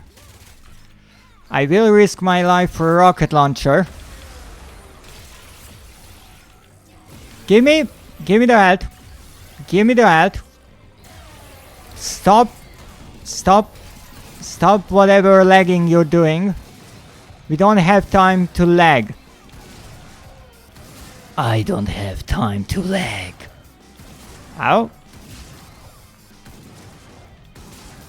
This is not the best weapon for this, let's be honest.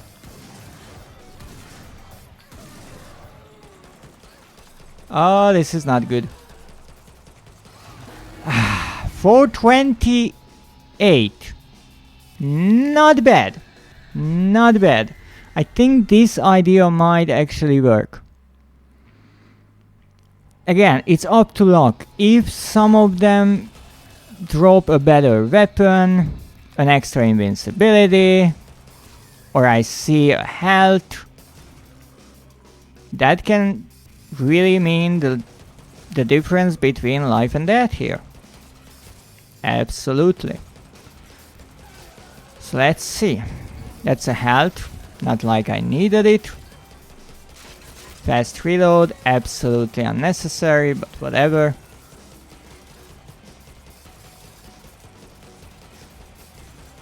So you can see that even though I'm holding down the trigger, so I'm shooting as fast as I possibly can, this weapon is just not that, how can I say, strong enough for this job. And I'm killing a few zombies here and there, and they drop maybe a medkit or something, but I'm not going to rush into them for a medkit. I try to kill the ones that are closest to me, because then maybe I can pick up something they drop.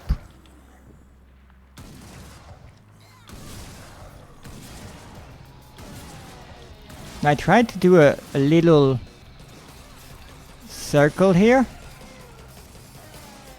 Oh, come on, give me the weapon! Oh, really? This one again? Okay, I got out of there.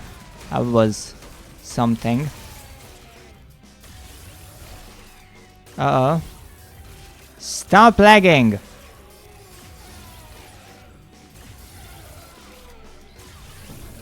Okay, no, not okay. Maybe okay, I'm not fucking sure about it at this point. Okay, I need health or invincibility.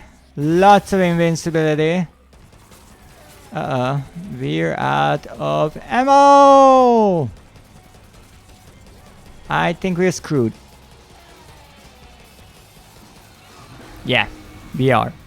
So again, it's so easy to go from a really good position to a really bad position. You just have to somehow survive 5 minutes. That's all it takes. But I think going around kind of works in the way that it minimalizes the amount of damage you receive, because standing somewhere and just shooting them doesn't work. Like, it works for the first half of a minute and then you're screwed. Because you cannot kill them fast enough. I mean, look at this. I'm trying. I'm really trying here. But they are just swarming. And interestingly, they are not really giving another weapon, so maybe the best way to deal with them is to switch weapons as soon as possible whenever they drop another one, so you don't have to check if you have enough ammo or not. The only problem with that idea is sometimes they don't drop a weapon. And I'm not even sure if the game is programmed in a way that if it notices that you have no ammo or weapon, it will give you, because plenty of times I was having a hard time with ammo and I didn't get any. And this is kind of the moment where I have to start running, because there's just way too many of them. And it's really difficult to navigate, honestly. There's so many of them. I can't really check my health or my ammo. I'm just kind of hoping that I have.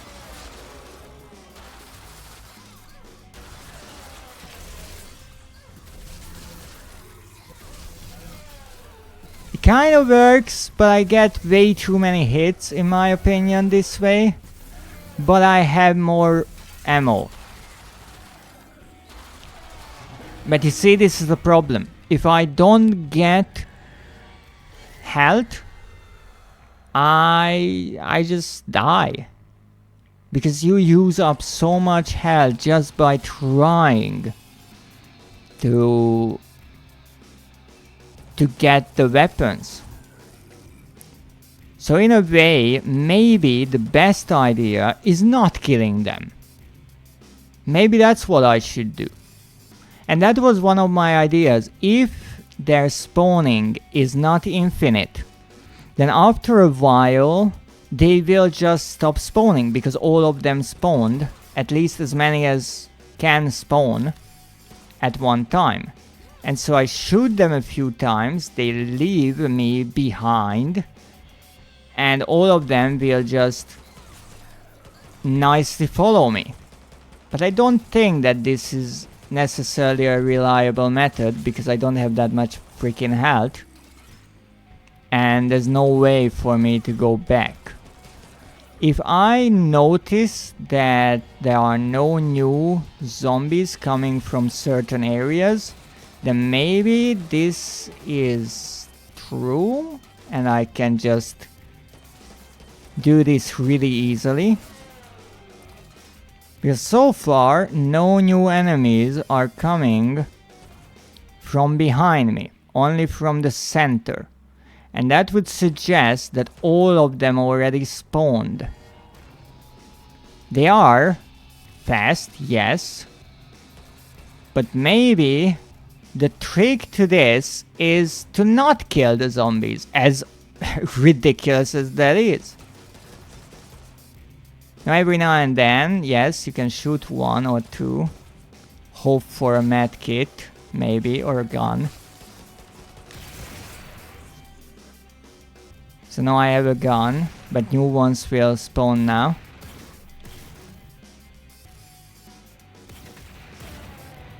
I shouldn't really break my circle that I'm moving in, because then the zombies get mixed up as well, and that's no good. I want one freaking health. Really, that's all I really want. I'm not trying to kill them to kill them. I'm trying to get one health, and I can't. Okay, I will try to do this. Just not care about them one bit. Just go around. Not even shoot. We are becoming the most pacifistic girl in the world. Go around them. If one of them wants to touch my booty, I will shoot them. And that's it. No! Leave my booty alone. Actually, let me get that so I can run faster, so you can't catch up to me. You can't catch up to me. Ha ha ha ha ha ha. I mean, in a way, we got through 1 minute. Almost. And so far had little trouble. By 2 minutes, all of them should spawn in. And hopefully leave me the heck alone. And I think only the new spawn enemies are the ones who run. After a while they slow down. And because they can mostly keep up with me, leave me alone, I don't really have to worry about running too fast.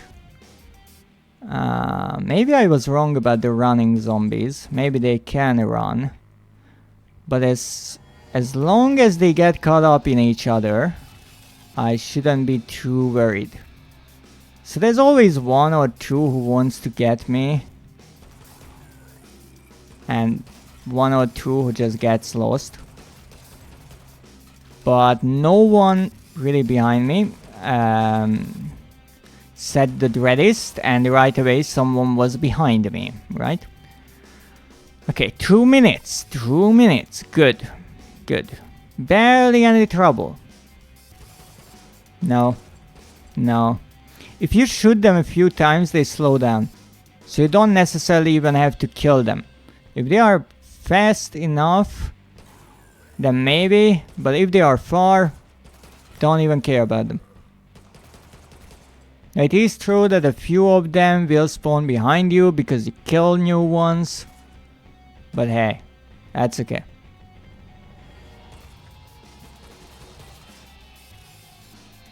2.5 minutes.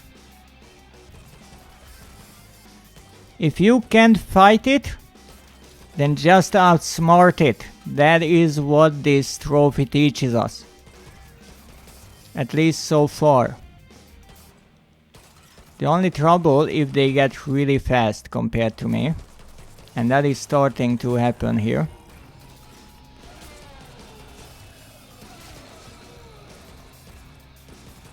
But hey, we're still doing much better. I mean, we pretty much survived 3 minutes, easy peasy. And if we are cautious, maybe we can do something about this trophy and this run. Now I am curious, if I go around, can I pick up that medkit? I saw one medkit. Will it disappear by the time I get there?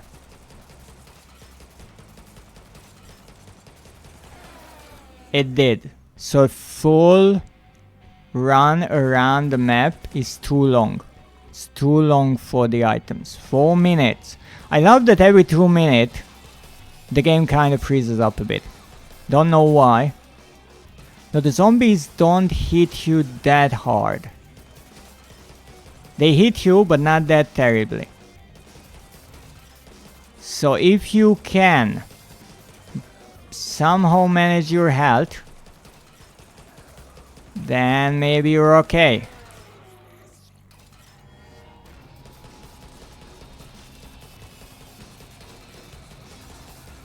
Just follow the line. 430. 440. We're within 20 seconds. Will my insane idea work? That not really fighting them is the key. 5 seconds. 4, 3, 2, 1. Now! Veteran, we did it! I wasn't sure how I will be able to do this, but we did it. And the trick is, if you can't kill them all, maybe don't try to.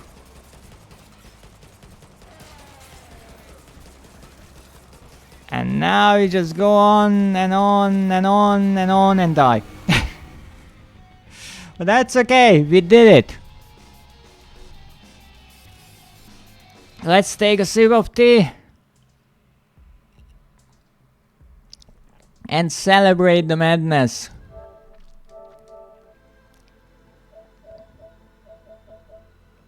Survive for 5 minutes in endless night mode, and we certainly did. And you can see I only had 58,000 points here. I think with the 3.5 minute one, I had much more. I had 396. That's the difference of approach. And that's what I wanted to talk about, and well, I tried to talk about, just maybe in a really butchered way. But the fact that trophies are a great way to learn problem solving, because you are presented with a challenge and you can try whatever you want in the game, and there are no real life consequences. You are safe to try whatever you want. If you die in the game, well, you died, you restart. And so you can try and learn about problem solving and trying different approaches. And that's something that I noticed as I played more and more games and hunted for trophies, that when I try something and it's really not working, I consciously stop myself from trying even harder and harder and harder and just say, wait, maybe this is not the right way. And that's what happened here. I tried to fight the horde because that was the obvious reaction, right? That's what the game is about. But it didn't work. It required way too much luck. What weapons you get, how often you get a better weapon, a medkit, an invincibility, and I died and I died and I died again. I got to 4 minutes 28 seconds, and I think if I decided to stick with that idea, maybe I could have done it with many more tries. But that is kind of the brute force way of doing it. And instead, I started thinking, and this is when they say work smarter, not harder. Because here we are, what do we have to do? Survive for 5 minutes, that's it. We have to stall for time. How can I do that? Run around. Let's not get into conflicts. Because if I don't fight the zombies, and I don't try to pick up things, I don't have to get so close to them. So I can just run around. And yes, towards the ending I had to actually start shooting at them because they got way too fast and a lot of them got close to me. But for the first 1, 2, 3 minutes, it was okay-ish. A few of them run up to me, try to do something, but most of them were just in the middle, kind of swirling around.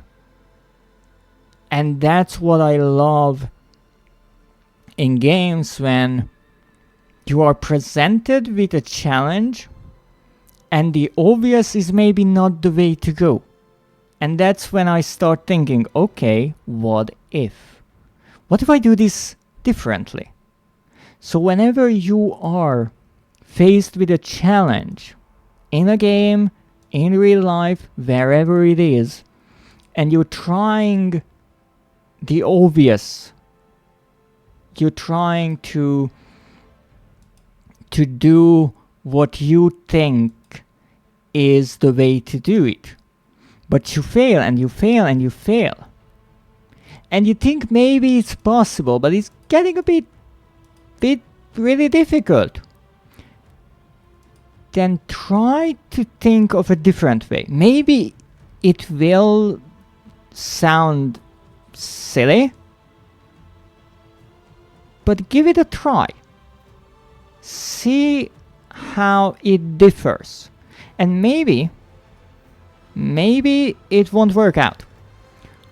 But maybe you will learn that a certain part of that method could work. It could be maybe implemented in your old strategy. And then you have something new and you can mix it together, just like how I started with the basic barricades and not really thinking about how to structure my base, and then I got to figure out the little corner trick that I can go out, how much money I can save with the chainsaw, where to place the turrets so they don't get hit, and overall how I can use all the little bits that I figured out work and put them together in a way that I can get further. And that's what I like about these kind of games. And it works in all kinds of games, really. So, with that said, we got another trophy, the Veteran. And we should take a look at it.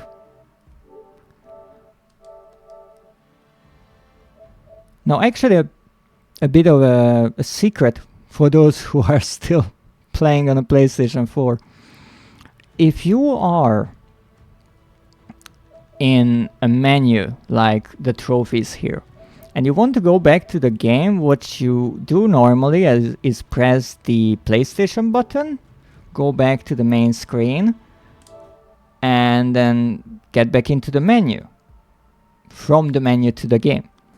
But then you always have to go around and press all these buttons and go through the menus. However, you can do a little trick with the PlayStation button. If you press it quickly twice, and that's what I mess up, that's why I'm just jumping between the main menu. If you press it twice, you can go between the menu or trophies or whatever that you were viewing, maybe the image gallery, and the game. So you don't have to go to the home screen, you can skip. That's a really cool feature that I actually heard from a video. So we got the veteran, we only have Abandon All Hope and the Untouchable. But let's try the Untouchable, I guess. Let's go with the guy. So the Untouchable is tricky. It tells us not to get hurt at all. You cannot be damaged. And that means that we need a lot of barricades and absolutely no chainsaws. So that's what we are going to do right now. We are buying barricades. Lots of them. No, I can buy this. I don't have enough money. So we are starting with a simple barricade. It won't hold that well, but hopefully it's okay. Now it's also tricky because then I can't really get the money, but we'll see. I shouldn't be greedy. I will try not to be too greedy, but I think we will be restarting this a lot of times. Now again, it's only the first 10 nights, and I got through those plenty of times. It's nothing crazy in terms of the difficulty. As you can see, we got through 2. Now we don't need health, actually. We need pickup range this time around, so that's an interesting difference. Because of the challenge, I have to play in a completely different way, and some people might play like this. Some people might say, okay, what the heck? I will build a base and stay inside of my base, which is a logical decision. Now I can buy a turret. That wouldn't work. I can buy a weapon. And I should buy a weapon. I don't know what weapon I should buy. I think I'm going with the SMG. Buying some ammunition. And hoping for the best. Now what I want to avoid is the zombies breaking the barricade. Whatever I do, I really want to avoid that happening. And the only way I can reliably do that is to upgrade the barricades before they break. So yeah, not ideal here, but we survived. So I have to start buying better barricades. The armored barricade is on sale, so we are buying that. Actually, as much as we possibly can. So the top part is good. We have 4 weaker barricade pieces, so I will just place these like this. Let's make it symmetrical. And let's see about the SMG. We still have plenty of ammo left. Okay. So far so good. Night 4 already. I can still go outside for the money, but I will only go outside if I feel safe enough to go outside. So for example, now this side is kind of safe-ish. Okay, they broke that, that's fine. What I don't want them breaking is that bottom piece, because they were cut up on the little extra spike, but they won't be forever. I don't know if I get damaged or if it's counted as damage when I'm invincible. I hope not, because I don't know if I was hit there or not. Okay, it's still on sale. Wonderful. The game is with me. This time the game wants me to succeed.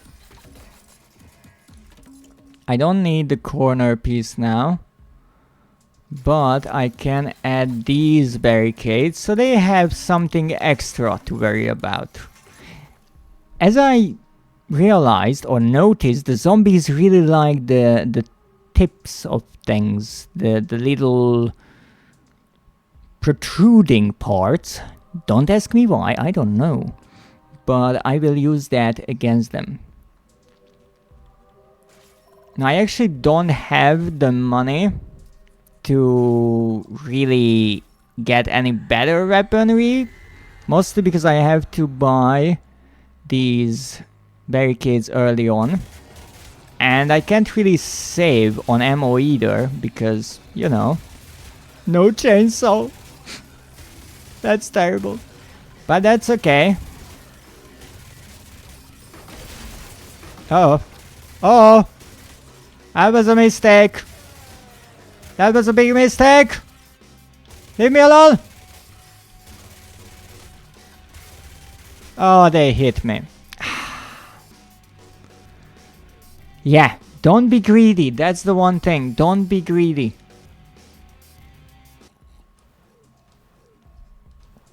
If you're greedy, you will get murdered here. And this is the one nitpick that I have with this game that makes it a bit frustrating to play in the long run, that it doesn't have a save system. It would be really nice to have a decent save system so you can save after nights. You don't have to give the ability to save during the nights, because that could be abused with quick saving, but it would be nice if I could save, so I have the possibility to continue from a save point rather than starting from the get-go. And you can make it so the loot that they drop and the discounts are predetermined, so it doesn't matter if I restart in a way from a save spot or a save point, because I will get the same things and the same discounts. So I understand that, but still it would be a nice thing, a nice feature. Okay, now I'm pretty sure that the armored barricade is actually on discount. Okay, I wanted to say I'm pretty sure it won't be, but apparently I was wrong.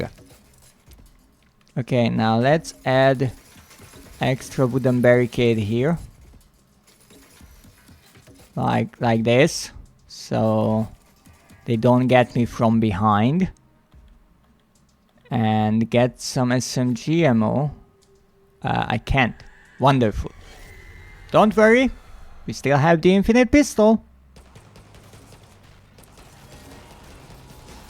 So I won't really worry about the guys on the top and girls, because actually there are female zombies here, I think.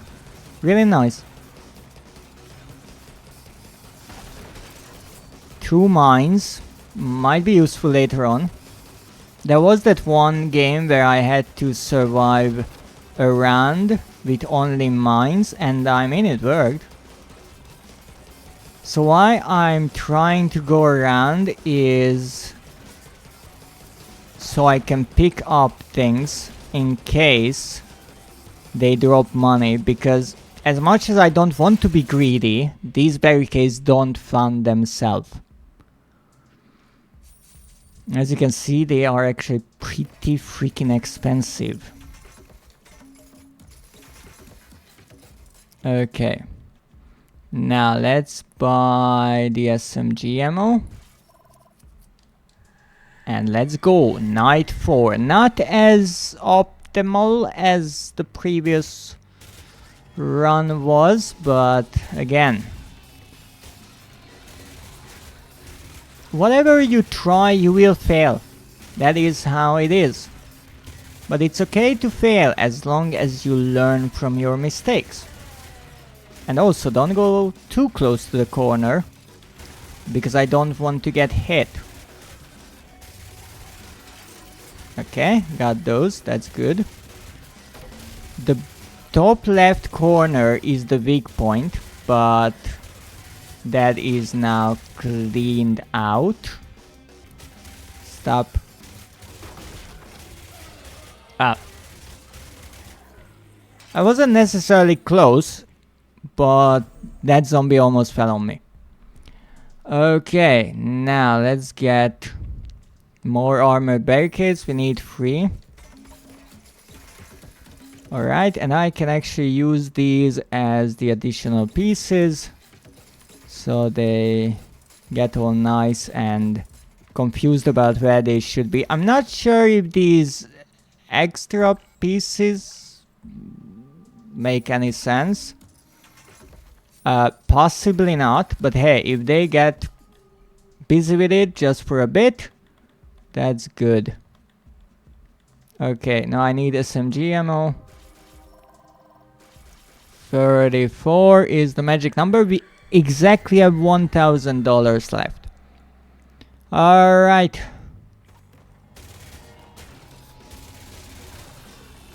You see, it's so nice they get they get caught up on those. There's no point to even attack those, and yet they do. So that's what you have to do in a zombie apocalypse. Confuse the zombies. It's not necessarily difficult to do it. The only thing, if they break through the advanced barricades, I'm screwed. Absolutely, utterly freaking screwed. So let's try to avoid that. I lost a bit of money there, I think. But that's fine. Okay, can I get an auto turret? Not sure about it, honestly.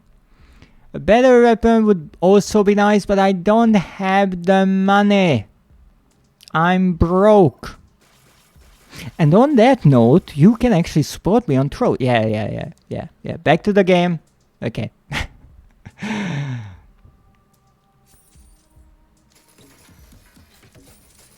No sellout moments today. So, let's see. I think we're good like this. You're broke? I have a solution. Be rich. What a wonderful idea! I never thought of that. But actually, funny enough, maybe it's because of my immortal nature, I never wanted to be rich. It's not a goal. Oh, I got hit there. Frick. It's not a goal that I ever had. I got too close to the corner. This will be a tricky trophy. Mostly annoying, honestly, but we'll deal with it. I just really have to keep an eye on my health, because if I get hurt and I don't notice it, that's bad news. Give me all the money. Give me the money. Good. I just want a model, some games, some book, and I'm happy. A model? You mean as in you want your partner to be a model? You have high expectations. But okay. I hope you succeed. No. No, you don't want to succeed? I mean, whatever floats your boat. I mean, you mean, yes? I want my PNG to be able to move. Oh, well, silly, the PNG tuber models don't move. Those are the live 2D models. Or the 3D models. Actually, which one would you want? The 3D one or the live 2D one? So, drone one.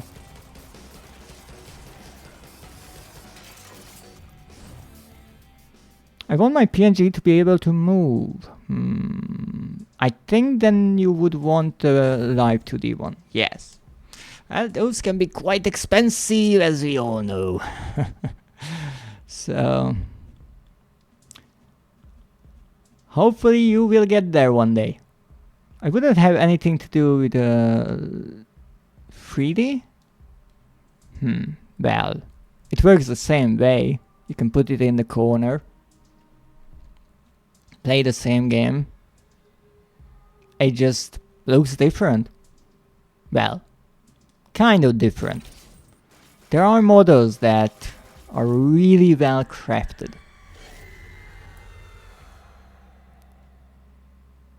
Not for you. Okay, not for you. You're more into the 2D than the 3D, I see.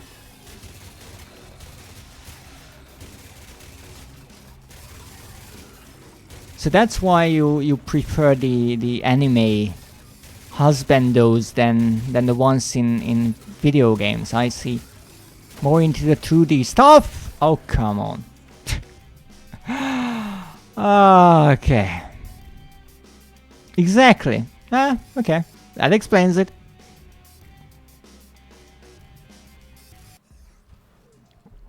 You know, at this point I'm starting to think... No, I didn't want to allow anyone. I'm starting to think that I should make a poll where you can guess how many times I will have to restart this thing just to get this one trophy. But I think there is a 30-minute limit on that. And so I'm not sure if I could get the answer in that time period.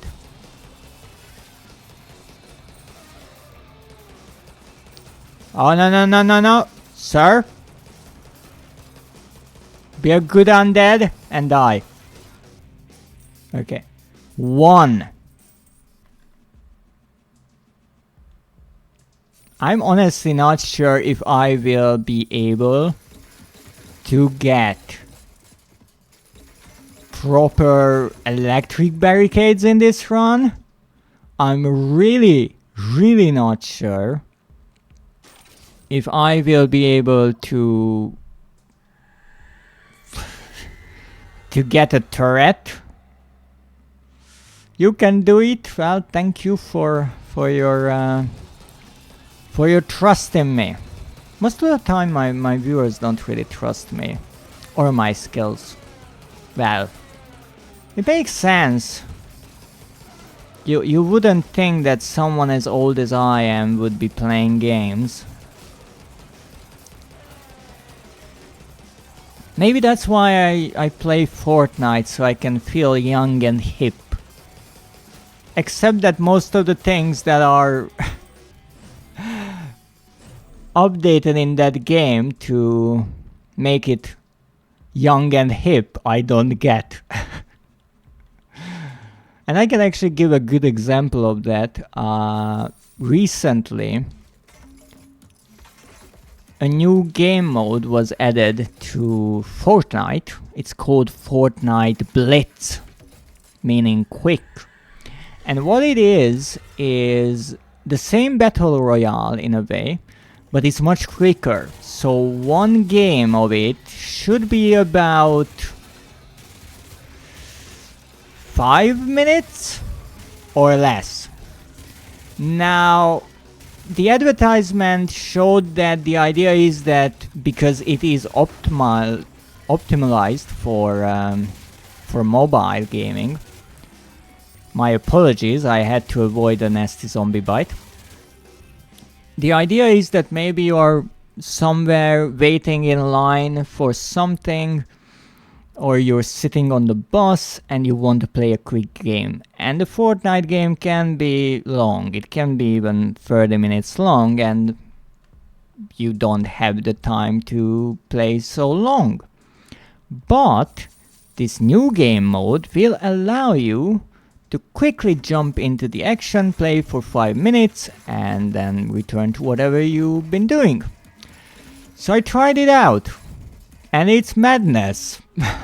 I really could not get up to the pace that it wants me to. But I understand if the younglings enjoy that, and it's nice to see that the developers and Epic Games in this case, they obviously have the money and the player base to try new things, and they are trying to do something more serious with the mobile platform, which has been tried before, but honestly I don't think if any large corporation or studio was able to make a serious mobile game. I know mobile is not necessarily a platform where you would want to play something serious like a Last of Us or something like that, but it is certainly a platform that is here to stay, and as much as I think the mobile screen is just way too small for certain games, why not? Let's give it a go. Alright, so I think they didn't get me. At least I hope. Think and hope is kind of who I am right now. So add the little spikes on the sides and see if we can buy anything. No. I can buy ammo, and that's about it. Night 5, this is halfway through. We can do it, we just have to be careful. Now I will first kill the zombies who are attacking the inner circle, the advanced barricades, because that's my one line of defense. The outside one I don't really care, and as you can see they broke through that, but that's okay. Hopefully it will hold. That's all I can say. Hope. That's all I can do at this point. Okay. 3 sides are okay. Only that ghoul is a bit dangerous there. Okay. I tried to throw one grenade and apparently I don't have any grenades, which is odd. Mostly I am swimming in grenades by this point. I have 2 landmines. That's good. Now, what can I do? I have 6,000. I could buy an auto turret. Let's try. Let's buy an SMG. Put it on it. I said let's buy it. Okay, so apparently you can buy one if you already have one, except if you put it on a turret, which makes sense. No, I will just go all the way. That's all I have. And I have some wooden barricades toward the base, so let's put those down again. I don't know how close these barricades were to breaking. Let's hope not really. Now I am using the same ammo as the turret now, so I will see when the turret runs out of ammo, and I think it will be pretty quick because wow, look at that. It's really burning through the ammo here. Okay, I will try to get that magnet so I can pick something up. Grenades, nice. I almost thought they broke through for a moment there. Okay. Okay, good. Good. We survived. Alright. Now we have 5,000. Not a lot. We'll try our best. We need ammo. We need at least like 40 ammo. And I want to buy wooden barricades. Now you can say, why am I buying wooden barricades? Because they can win me some time.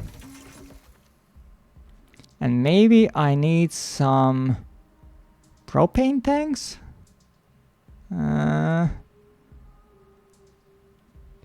Maybe? Let's try. Let's try a few propane tanks here. Let's put them in the corner because they really like to break the corners. What I will actually do, I got touched? Oh no, don't tell me. Did I really? By my beauty, oh goodness. Really? I got touched by your beauty?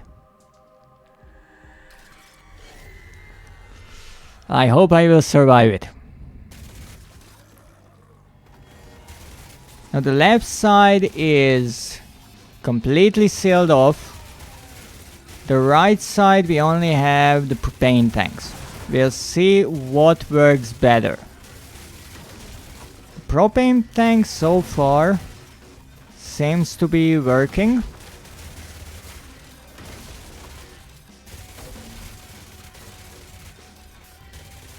Kill the ghouls because they are annoying. Get the money.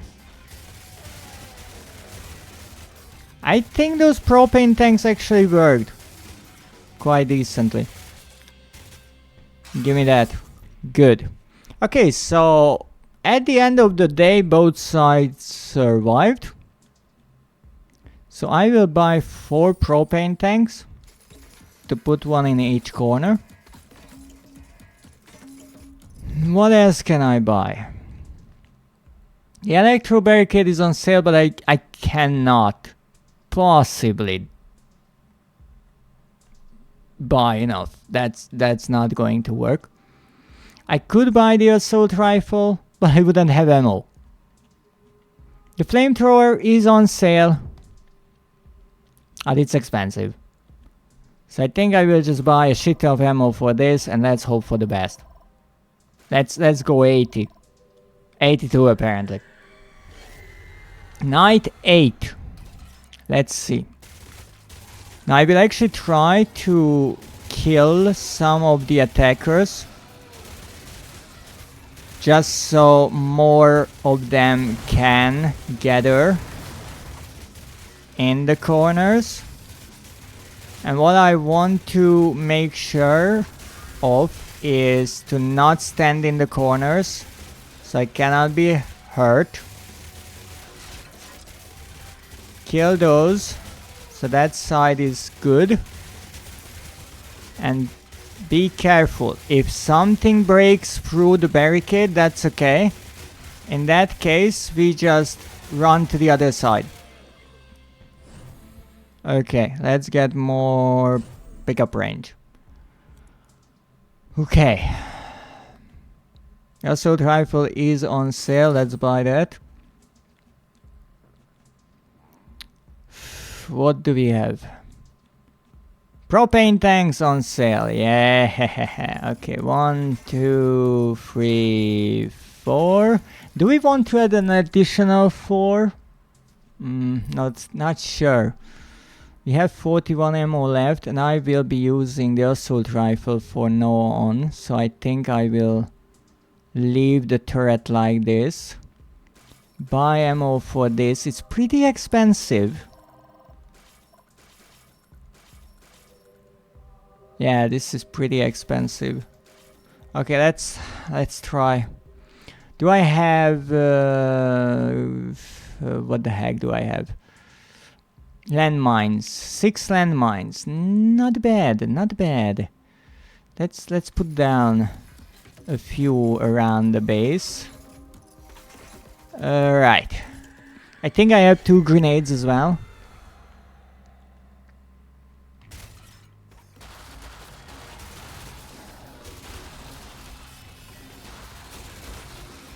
The reload on this thing is a bit slow.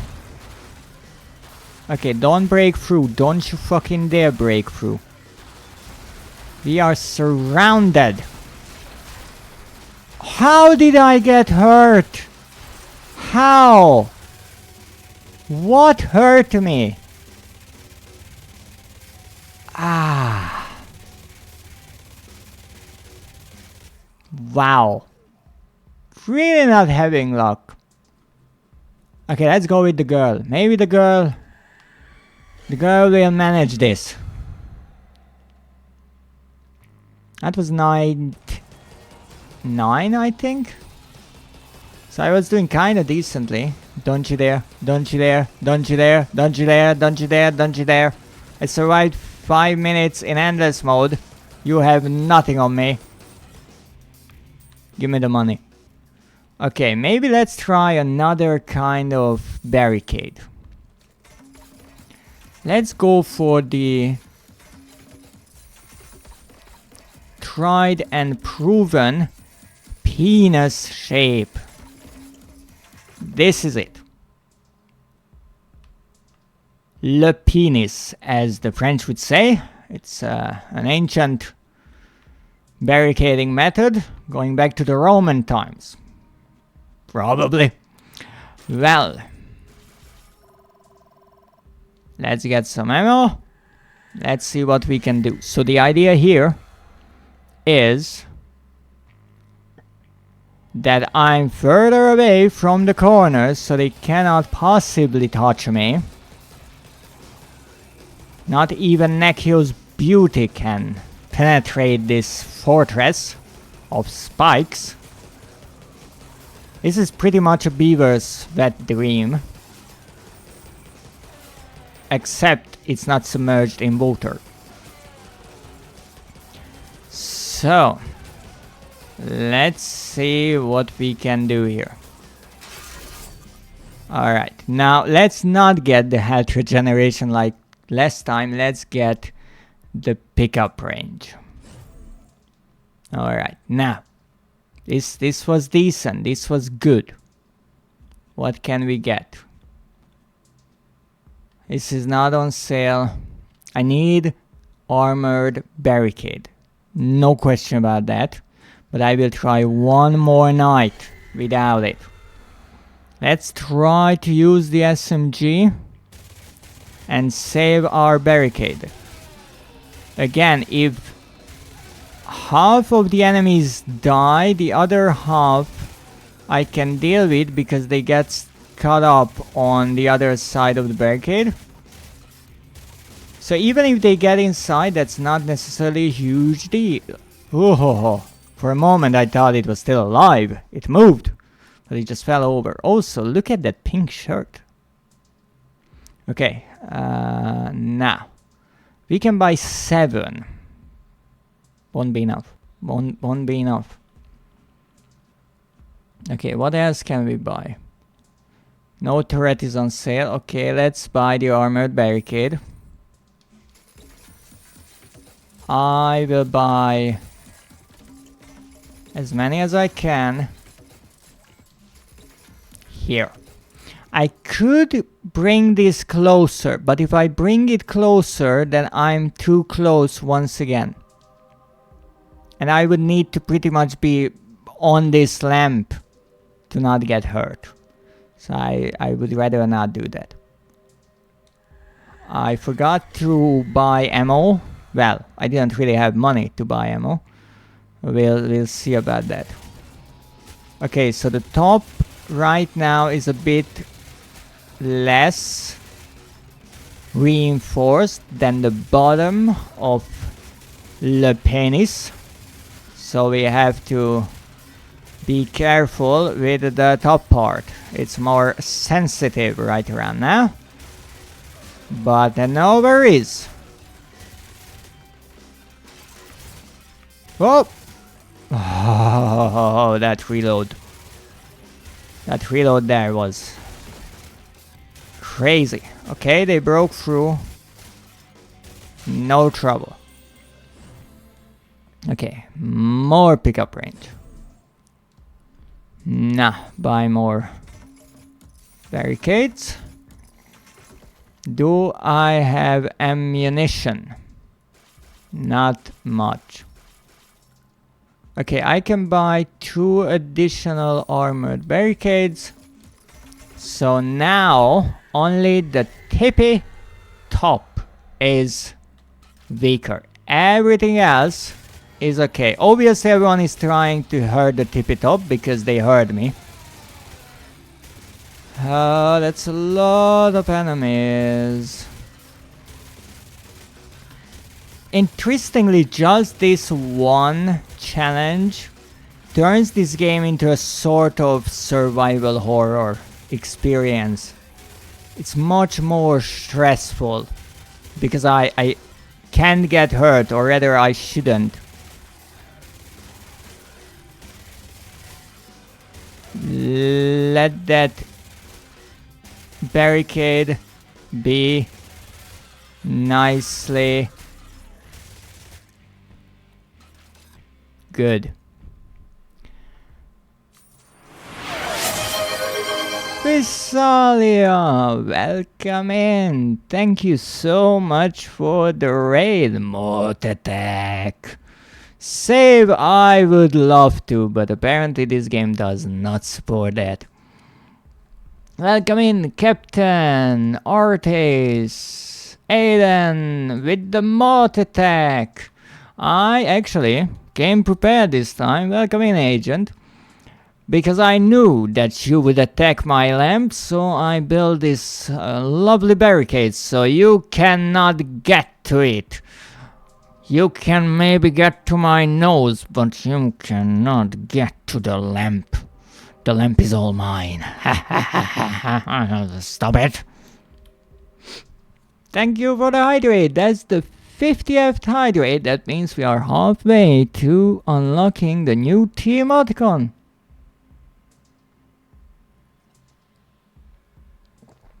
We can fly over it. Freak, I did not think about that. That is indeed true. Okay, the mods can get in, but the undead cannot. No undead here. Please share it. He has the lamp, get him. Yes, the lamp. Actually, as I play more and more of this game, I realize that these zombies are maybe infected by some mod virus, because all they care about is this one lamp. This is what I have to defend throughout the entire bloody game, this one lamp. I don't know what is so special about it. Maybe it's the last lamp. We need it. Well, you can help me defend it because...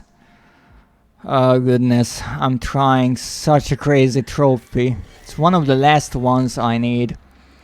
But let me ask you, Visalia, how was your stream? What were you doing? I know you were playing a new game that I never heard about and I got hit. Oh goodness, why did I do this to me? Last lamp. That's a terrible story, yes. All the other lamps got extinct. How many times should I restart this game? I don't know. But it will be plenty. That lamp represents my soul. Well, your soul is under attack. by a horde of zombies, ghouls, what else? Vampires, hellhounds, barghests, reapers, plenty of things. Let's just say that your soul is quite a sought after thing. It's a watercolor game telling a story of a beautiful region of France, which is Dordogne? Yeah, I will not try to even attempt that pronunciation. But it must be a really nice game. I never heard about it, but I certainly hope that you are having fun with it. It talks about memories, families, childhood and stuff like that. That's really nice. Bit of a nice, sweet summer game. After all, it is summer. And half of the world is cooking alive. But before I take more of your time, thank you for your raid. If you need to go, then I certainly understand you have quite a busy schedule. But if you can stay for a bit, then please share how you are. More than getting cooked alive. Cooked moth. I don't think there's any country in the world where people eat moths. But then again, maybe it's a cuisine. Don't think it would be really nutritious. And to the rest of the wonderful raid, welcome in raiders. I'm the Dreadist, playing this wonderful indie horror game called Yet Another Zombie Defense HD, and as you can see, I have most of the trophies, but I'm still missing that pesky platinum. So I am trying one of the hardest so far trophies, which is to survive 10 nights. No, I survived 15, so that wouldn't be so bad. However, I cannot be injured, meaning the zombies cannot get to me. And that's a problem because so far my go-to weapon was the chainsaw. But as you can imagine, the chainsaw is more of a close quarter kind of weapon, and I would get hit. So I have to do everything that I can to avoid that. And that is why I devised this lovely new base design. I actually call it Le Penis, for obvious reasons. And the idea is that the zombies will not get me because it's not a circular shape, so I don't have to worry about all the sides. So far it's failing spectacularly. There better not be, well, I never heard about anyone eating moths. Maybe frogs. I could imagine frogs eating moths. I have to look that up. Le Penis, yes, exactly. It is an ancient barricade design. It goes back all the way to Roman times. It's really spiky, and the idea is that the enemies can only come from the two longer sides, and they get confused by the sheer size of the barricade. As I said, it's working somewhat. The only problem is they are reaching in and they are hitting me. So I have to stay close to this lamp. That's the one problem. I cannot stand here because they hit me. So I have to stay on my butt, and it's not really working because I'm way too bloodthirsty for that. Now let's see, can I get anything else? Absolutely not, because I'm broke. So this is night 4, and we have to survive 10 of them. Now every wall now is reinforced every volt. So in theory, this should hold up. The only problem, all of my money was spent on the barricade, meaning that I'm still using the starting pistol, and it's not really strong.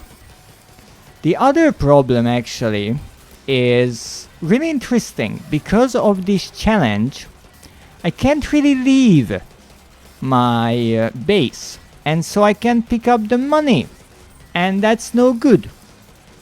But I'm trying my best, and hopefully I will be able to do this, because I'm only missing 3 trophies and this is one of them. And I'm not giving up on my trophies. I won my platinum trophy, and I want it now. So all these pesky zombies will have to give up. Now it's actually really interesting, because my original idea was that the 2 longer sides would be attacked by the zombies, because they would spread evenly. However, interestingly, they really prefer the tips of the base, and I don't have an explanation for that. Sounds painful, like knife-only Resident Evil stuff. Oh yes. Oh yes. I actually was able to get the platinum of Resident Evil 2. Not free yet, but I never played a knife-only or pistol-only run. I never even had an as hardcore run, I think, because it wasn't needed. I think I only did what the trophies required, nothing crazier, because I know Capcom put even more difficult challenges in the game under, I do believe, the records, and there are even more challenges on AreNet. But I did not go down that rabbit hole, because it's deep. It's really deep. Now let's get the SMG. That's the one weapon I've been trying to survive with. It's not infinite, so I have to pay for the ammo. I only did pistol and knife in RE4 Remake in New Game Plus. Wow! I never played the remake of Resident Evil 4, interestingly, because I started streaming too, and when all the reruns got a bit boring, I decided to start playing free. And I was able to get everything in 2 that I wanted, but free is still on the back burner for the time being. I didn't want to start 4 because of the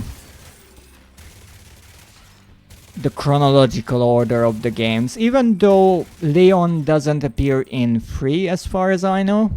But I kind of want to finish the Raccoon City saga, and I really should, because as some people might know, there is another Resident Evil game in the works, and it may or may not feature Raccoon City.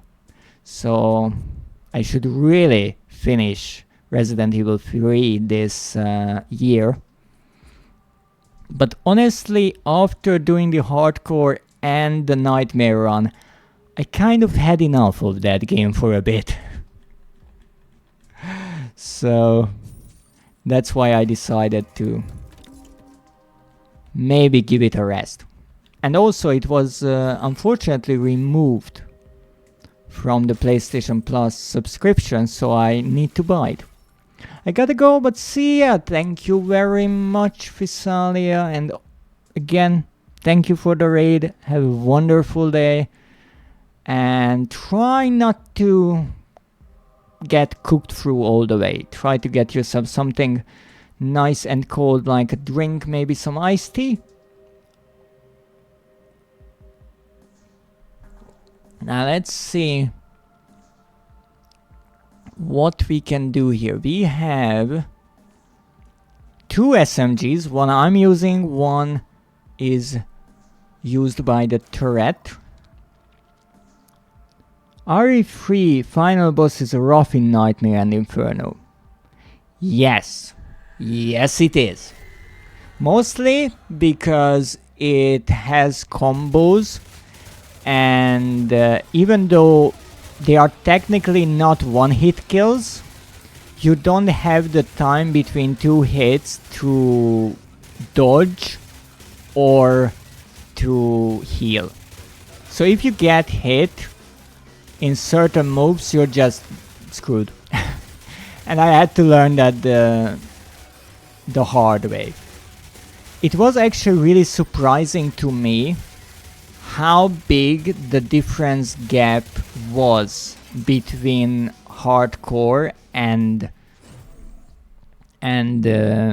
Nightmare, and I don't even want to imagine what Inferno is like. But in a way, throughout the game, I'm sure Inferno will be difficult. But when it comes to the final boss, I think it will be actually easy, in a way. Because I already had to pretty much go through the entire final boss without getting hit by certain moves. And it cannot get much more difficult than that, because it's already a one-hit kill. But I'm sure Capcom will come up with something.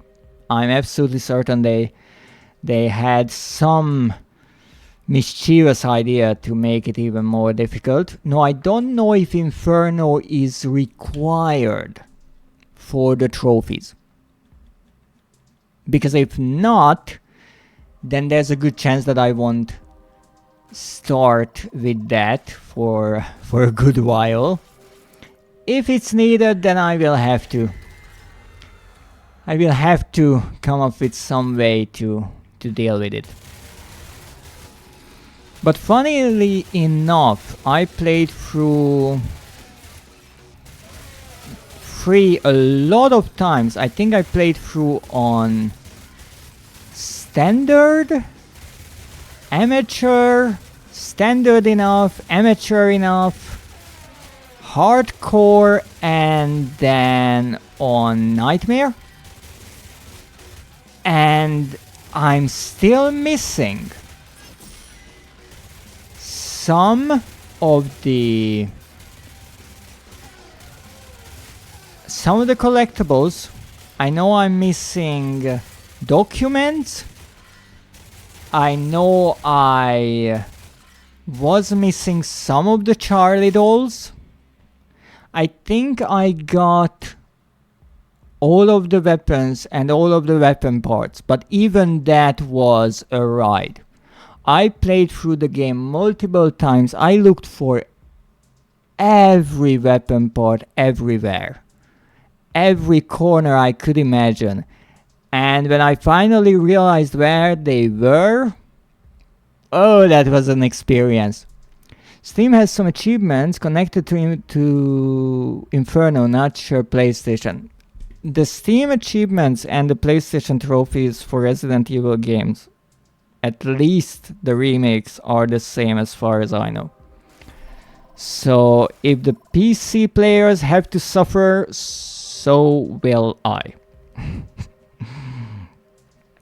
But that's okay.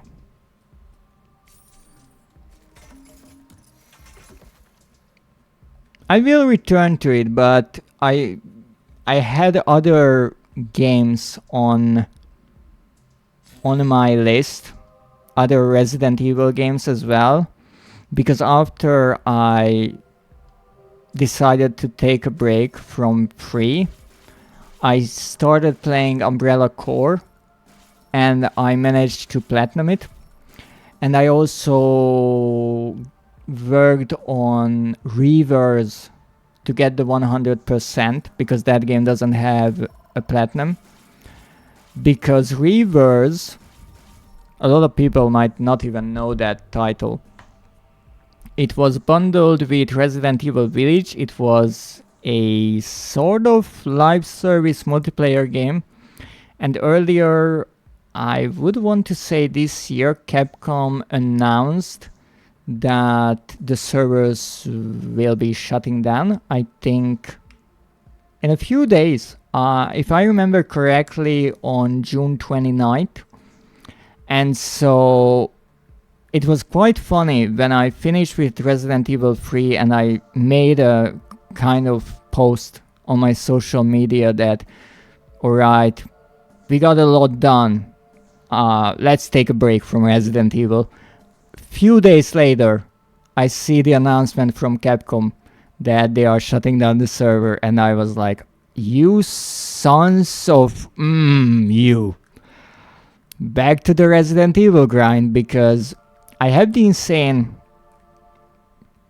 goal of getting every Resident Evil trophy. And in theory, that is still possible.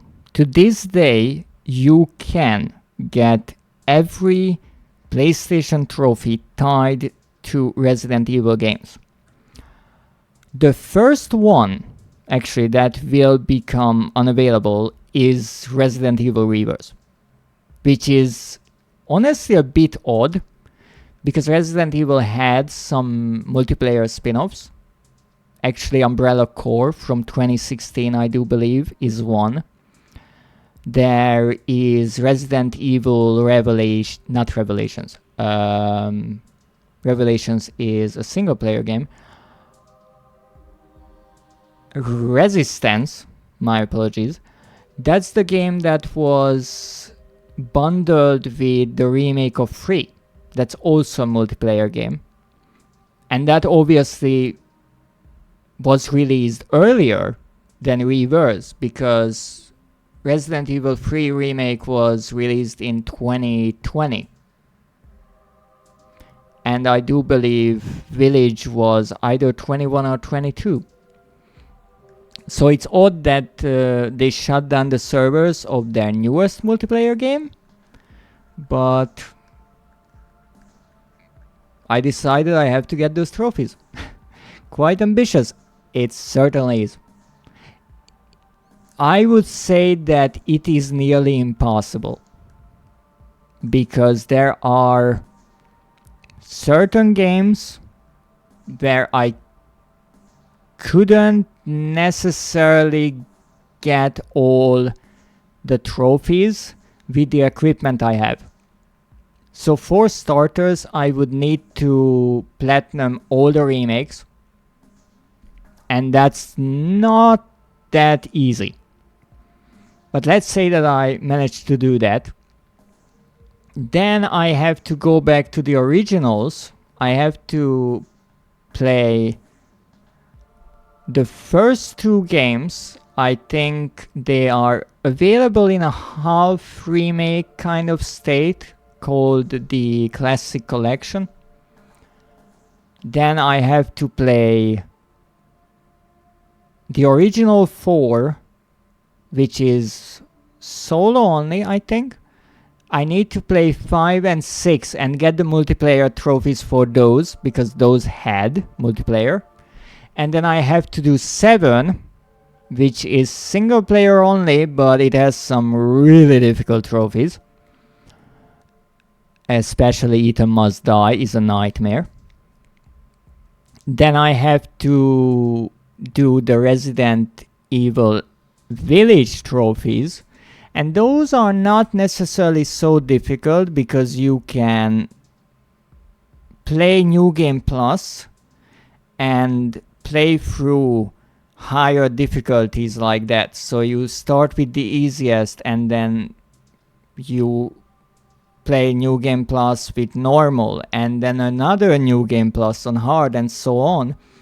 And you can actually keep your upgrades for the weapons, as far as I know. So by the end of it, you will have the best equipment that you can imagine. However, Village has Mercenaries mode, and that's difficult. Mercenaries in Village is quite a challenge.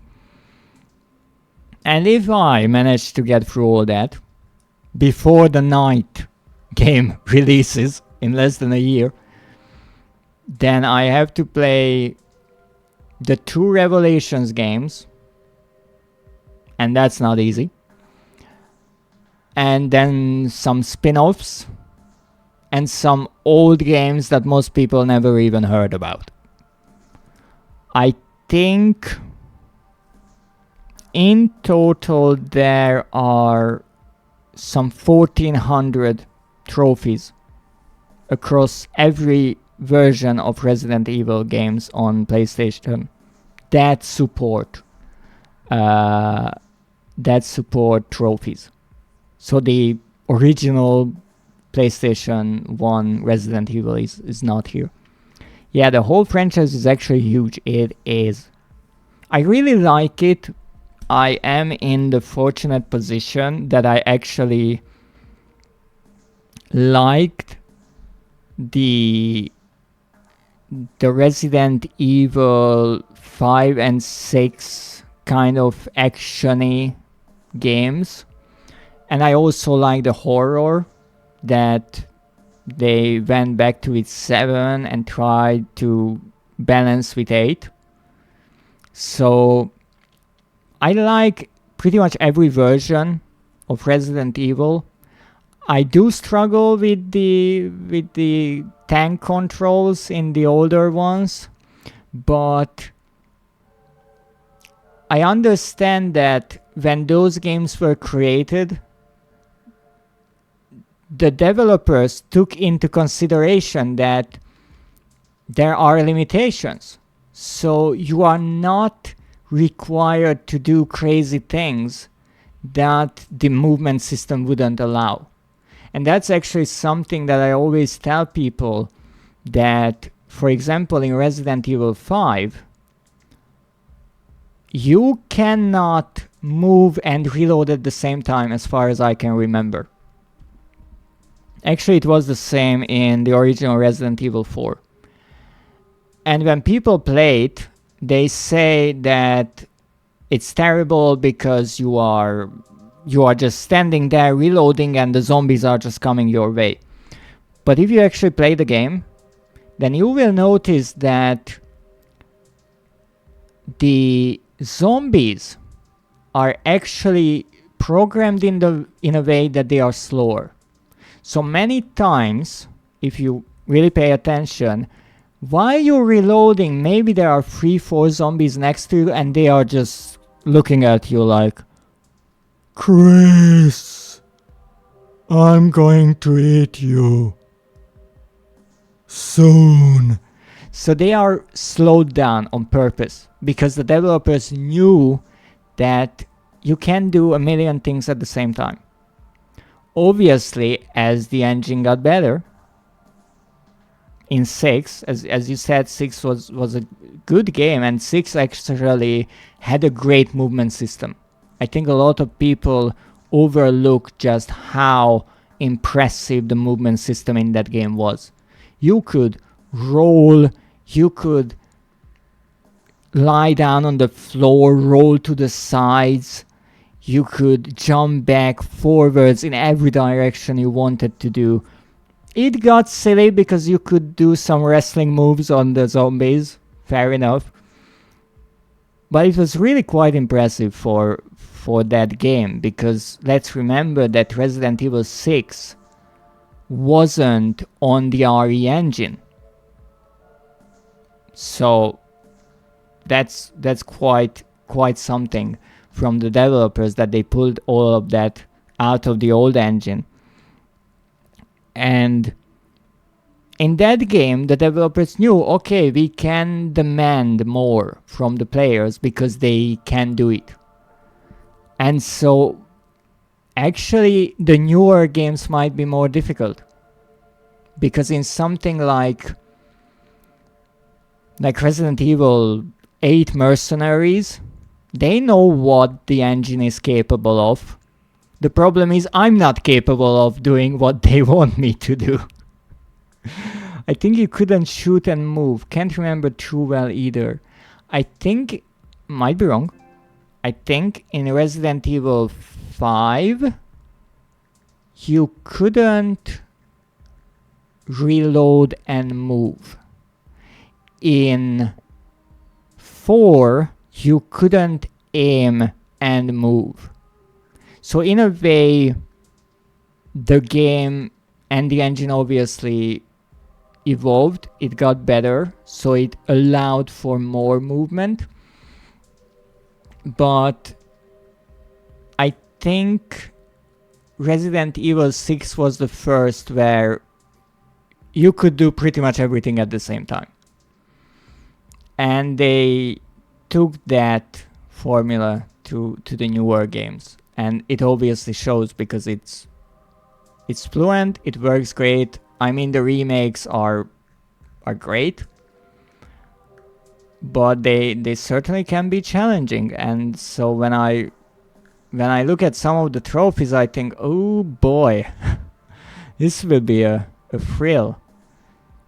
And even games that some people might not even think about, like the Revelation games, they have some difficult trophies.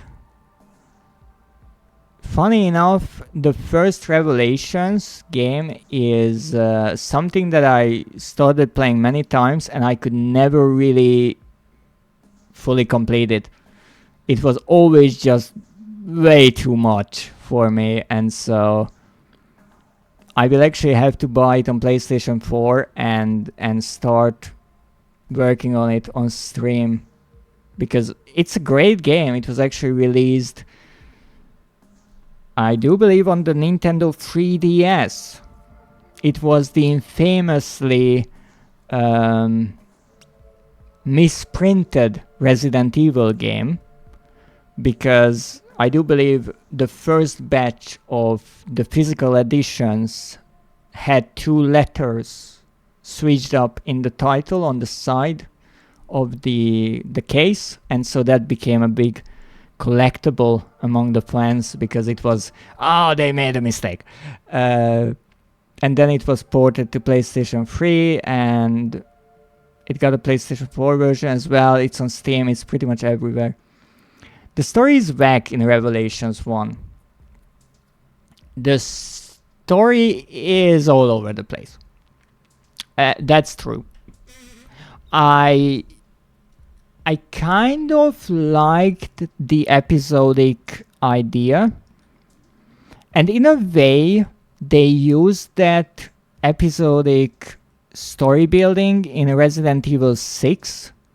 Except it wasn't obvious episodes, it was multiple storylines happening parallel to each other. And actually, that's why I say that Resident Evil 6 is one of the most impressive stories in Resident Evil, because you have 4 stories happening at the same time, 4 full campaigns, and they intersect at certain times. And it's really nicely put together. With Revelations, honestly, I played through it and I barely remember what the story was. It had some interesting characters. It would be nice to see some of those characters back. Unfortunately, Capcom is really bad with abandoning characters. Other than the main kind of heroes, most of the characters get used in one game and then completely forgotten. Like,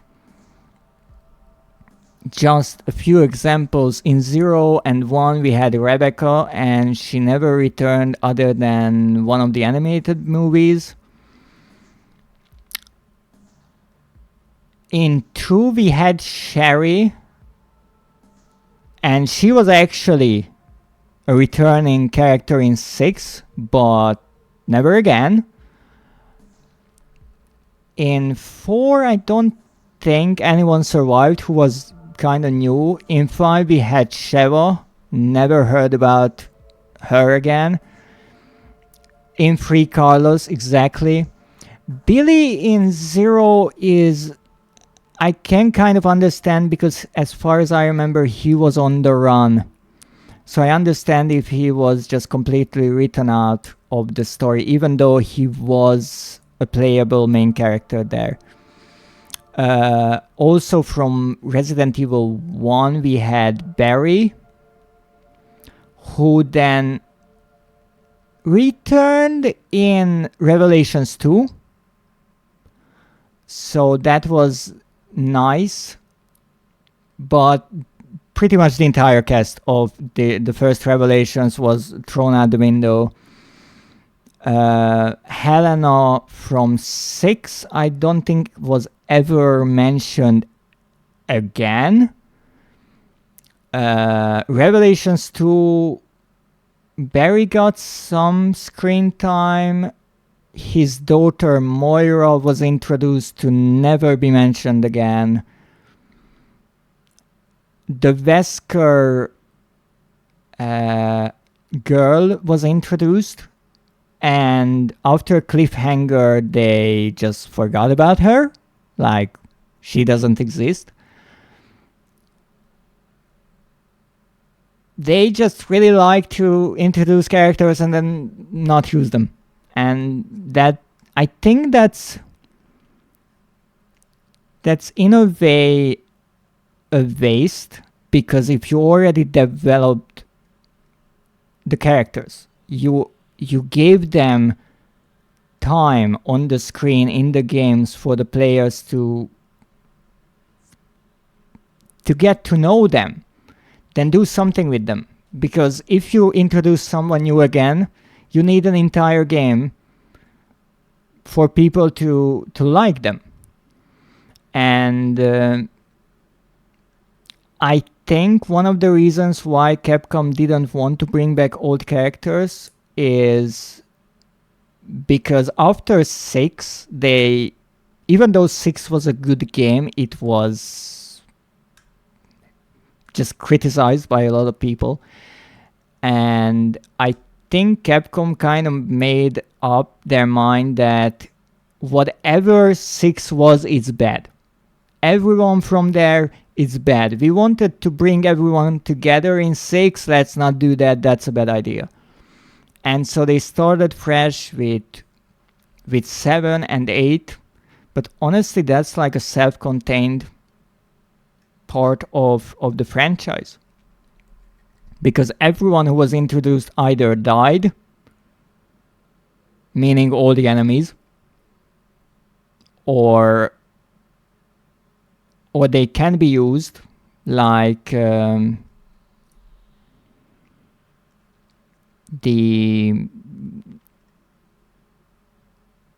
daughter in 7, well, not 7, in 8, she's just too young.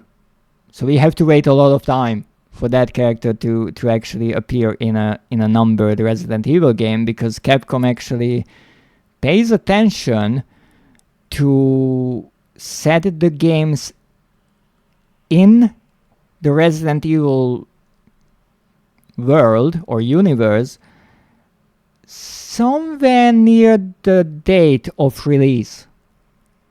Alex, she and Natalia are in a weird spot. Yes, they are the characters from Revelations 2. I have to admit, I completely forgot their names. It's been a really long time that I played that game. Actually, Revelations 2 was the only Resident Evil game that I played, and I really said, this is bad. That was the only game that I felt like just did not get the polish. But hopefully with 9 they will try to bring some characters back. Maybe work on a more Resident Evil universe idea, which would be lovely. I would be really happy to see that. But I do understand that they are in a difficult spot, and they need to do whatever the fans want, And that's a difficult task. Thank you for the hydrate. Because, for example, I think with Resident Evil 7, they really wanted to go for that disgusting, scary kind of idea. I really like that.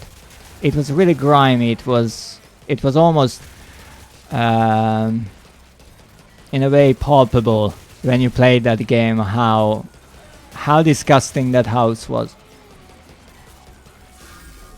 And after 7, I do believe Capcom had a survey in Japan about the game, and the overall opinion about 7 was that it's too scary.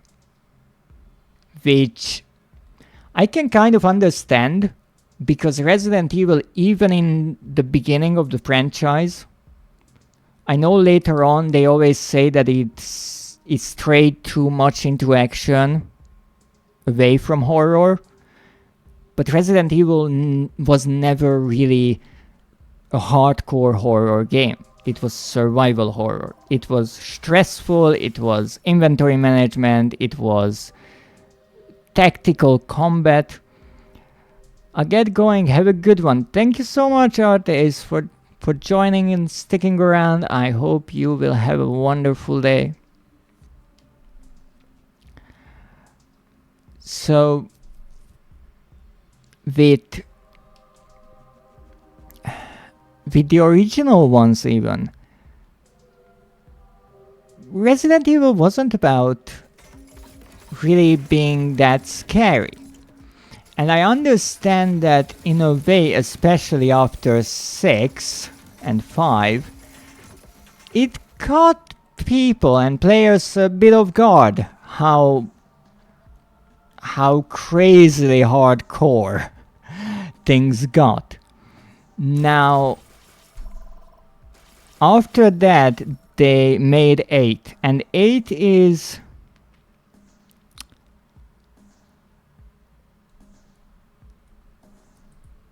my reasoning for the more action-oriented RE games is simply that not every single zombie apocalypse will occur at midnight in the middle of rain. That's nice. Even though I have to say, the train part in Resident Evil 0 is still one of my favorites. But that's true. And also why it makes sense, because the player characters are no longer civilians or untrained people. So in Resident Evil 2, Leon was a rookie, right? In 4, he was one of the most trusted agents of the president. In 6, he killed pretty much more zombies than anyone on Earth. So it makes sense. And also Chris, from being a STARS member, and let's not forget, a STARS member was already highly trained. He went to Europe, had the entire Code Veronica adventure, and then he went to the BSAA, and that's when we meet with him in 5. So he is at that point a proper soldier. He won't act the way that a civilian would. It wouldn't make much sense. And he had better gear. He just knew how to handle those situations, and I like that aspect of those games. In 6, it was a bit like an action hero James Bond kind of deal. And I mean, they put the entire conspiracy of the president getting murdered and all that, so that was more of like a Hollywood movie. But they had their fun with it, and it was nice.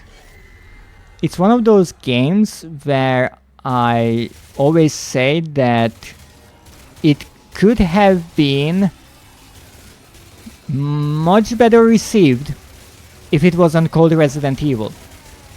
Because as a Resident Evil, it was a bit odd.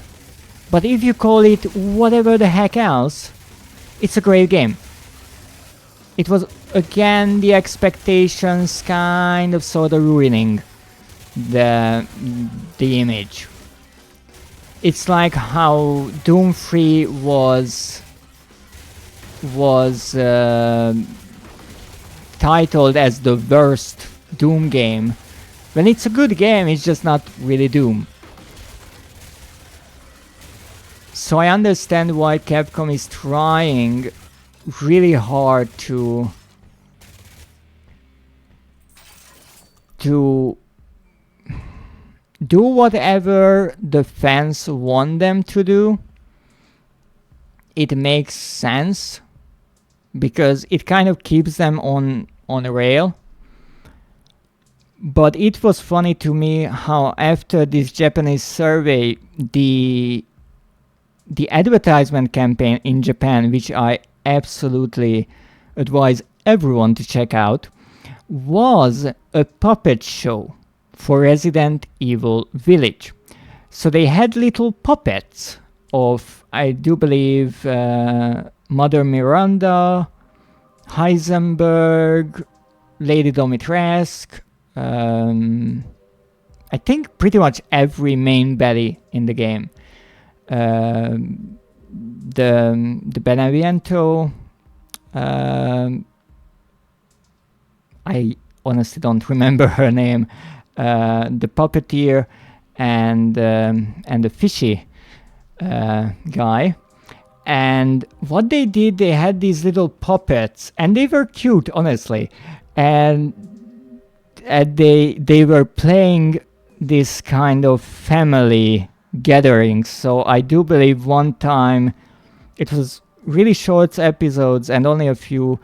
One of them was about how they get together to do some art projects and they are painting with blood and things like that. So it was a twisted kind of cutesy thing. And it had an opening song that all of the puppets together sang, and it said in Japanese that they are not scary. The entire campaign was to reassure the Japanese players that Village won't be as scary as 7 was, or Biohazard as it's called.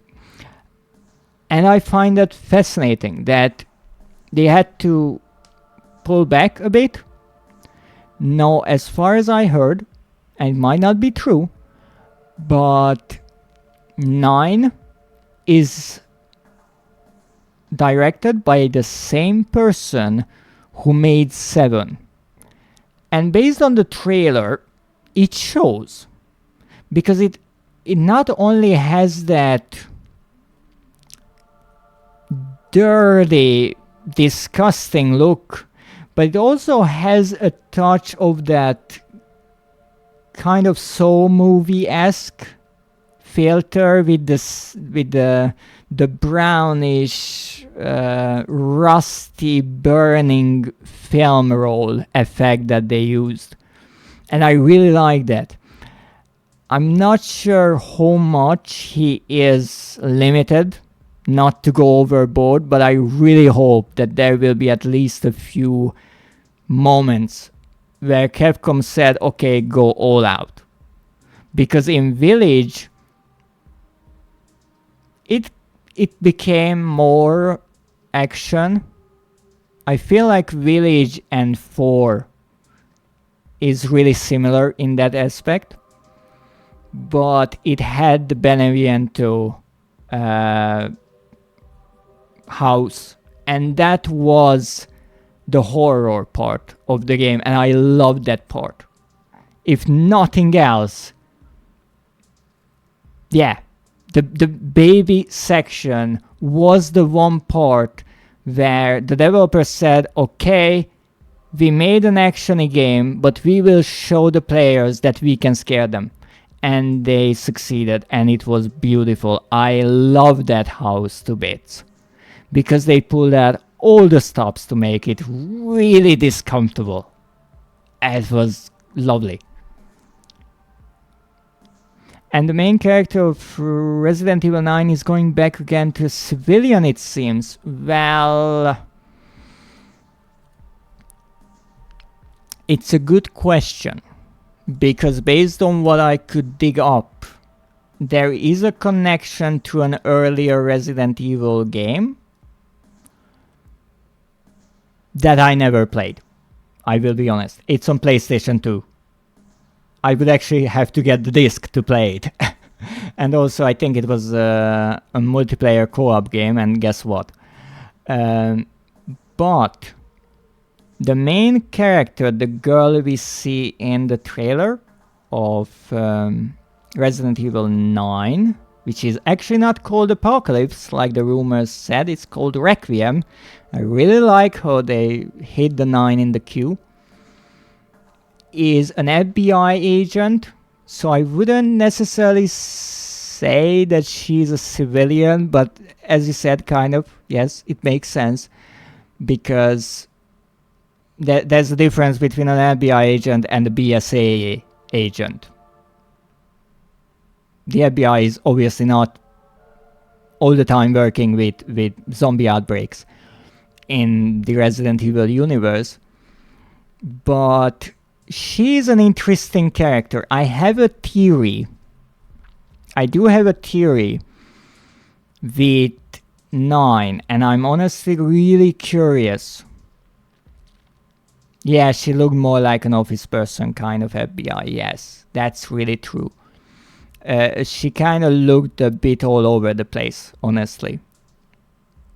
But I'm really curious how far they will dare to go, because the beginning of the trailer is kind of calm and grounded in reality, all that. It's all nice. Zombies are not even shown. But the second part where she's bound to a table, maybe, it kind of seems like she's upside down, but I'm not sure. The close-up of the teeth of this zombie or whatever it is, and just the derelict look of the hotel, which will obviously be really important in the game. It kind of reminded me of this Japanese horror trick. I do believe I heard it from the mangaka Junji Ito, who is brilliant at horror. And once someone asked him, why is it that every horror manga he creates has the main character as a young, nice girl? And he said, because then the contrast is bigger. Because if you have a pure, innocent girl and you have the most abhorrent thing right next to it, it hits different. And I kind of feel like with Requiem, based on the trailer, that's the idea. They wanted to have a female lead in the game, not because that is weaker, but because it hits different if she is lost in the hotel. Because with Resident Evil 7, you played as a male character. And you got your hand chopped off, but you kind of got over that. But if you put this really nice female character into the same environment, that's even more messed up. And I have a feeling that's what the director is going for, and I think it will have a few interesting moments, if I'm right. Because let's not forget that this same person directed 7, and 7 not only had Jack, who was a brilliantly nice character, but it had the lovely mother character as well, and if you ever played that game, you know that those insects come from a really odd place. And that is a messed up idea. But this director either came up with it or at least greenlit it. And that's what I like when horror dares to just go really messed up. And the funny part is that the base, yeah, it is very messed up. The base Resident Evil 7 game is not even that bad. The DLCs get worse. So it wasn't just a kind of marketing idea that those are the banned footage, because the 21 minigame is really fun, but it's really messed up. It's pretty much making a Saw game in a way. And then we had the daughters, which was tragic to Zoe. It also had, I don't remember its name, it was one of the film crew guys who survived. And I do remember in the beginning of that when we get the bowl of soup and we have to eat it. And I don't know how they made it visually look that disgusting, but they somehow figured it out, and I loved it. It really went back to, in a way, 7 was like a Texas Chainsaw Massacre with a lot of green mold over it, and I really like that. For me, Resident Evil 7 is not necessarily Resident Evil. It's the one time when the franchise wanted to be horror, like really horror. It did not care about killing enemies, because you don't even kill a lot of enemies. Most of the enemies you cannot do anything with for the longest of time. And that hopelessness is closer to maybe something like Silent Hill. Even though there you are killing enemies too. I don't know what comparison could work. But it's that really old kind of twisted idea, and I really like that. Yeah, that's a good comparison, thank you. I do remember watching the Texas Chainsaw Massacre, and it is a fun movie for me. And funny enough, it's not really gory. Most people would think it's just soaking blood and all that. No, there's barely any blood in that movie, in the first one. But it's twisted, and it got banned in many places. And funny enough, the reason for the ban of that movie wasn't that it's violent, it's graphic, it's bloody. The reason was that it's too real. It's not fantasy. It could happen. It possibly happened. We just don't know.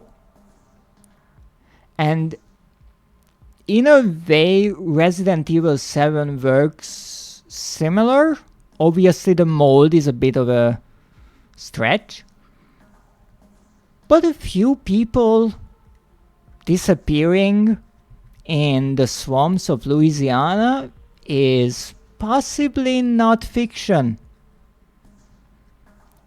And especially when you go down to the basement, and I do believe you have the police officer who tried to kind of rescue you is put up on a meat hook that is straight out of the Chainsaw Massacre. I'm sure that the director had some influence from those old movies. Now we have to survive this freaking night finally. I don't know what I can do to somehow survive this, but I have to. So let's try to figure something out. I will place these propane tanks here. And also thank you, Aiden, for the wonderful conversation. I always just cherish talking to my viewers about horror games because I love them. I really love horror, and for me it's not only games, it's ideas. And sometimes even in the worst of games, I can find an idea and say that it's brilliant. Thank you for the follow. Really do appreciate it. So I just really like exploring them, and that's why I'm really streaming, to show people some more obscure games and maybe show sides of them that most wouldn't necessarily know about, because there are many games. I don't have enough redeem points to boop. I knew it. I just have to wait long enough.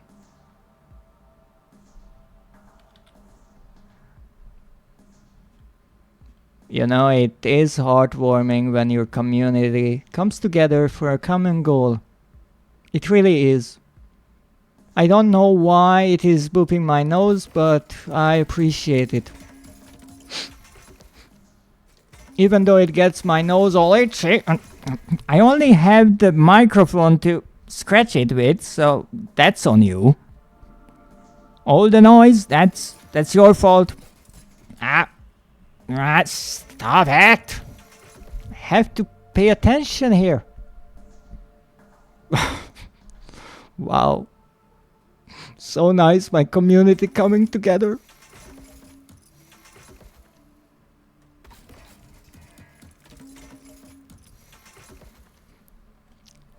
Alright, now can I buy absolutely anything else? Buy grenades maybe?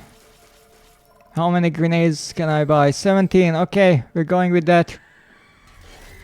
Okay, night 10. The only thing I have to do is actually nothing. Just stay here, shoot the zombies, don't get touched by anything. That's it. Easy peasy. Throw the grenades. Shit. Okay. Here, get more grenades. Don't even know how many tries it took. But we are doing it. Untouchable!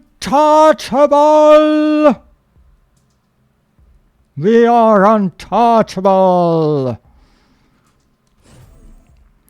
It's booping your nose because you don't allow me to pull your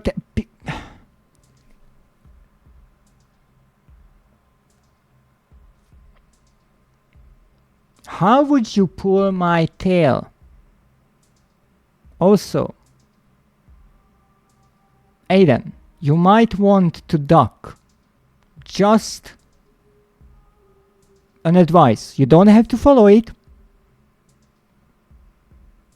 Yes, I got it, yes.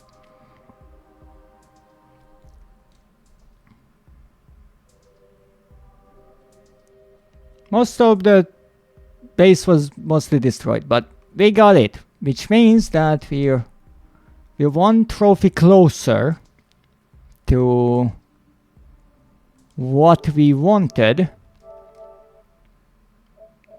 We got the 5-minute one earlier, and here is the untouchable. Survive 10 nights without taking any damage. Indeed. You see? Le penis! It was perfect. I needed to calculate it in centimeters first.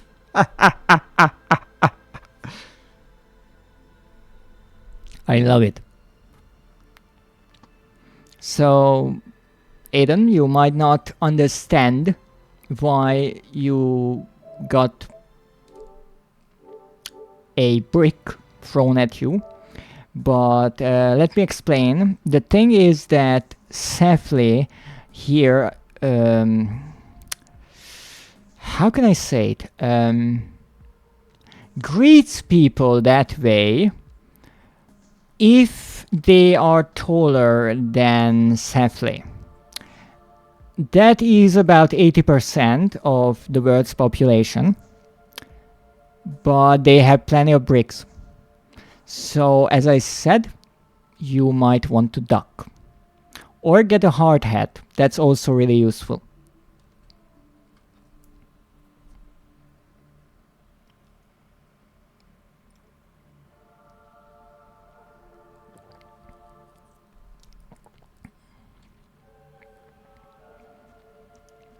Now that we did this, let's try to go further, because I still don't know what I have to do for the last trophy. Let's buy the chainsaw. And let's start reinforcing my base as much as I can. So we will add these.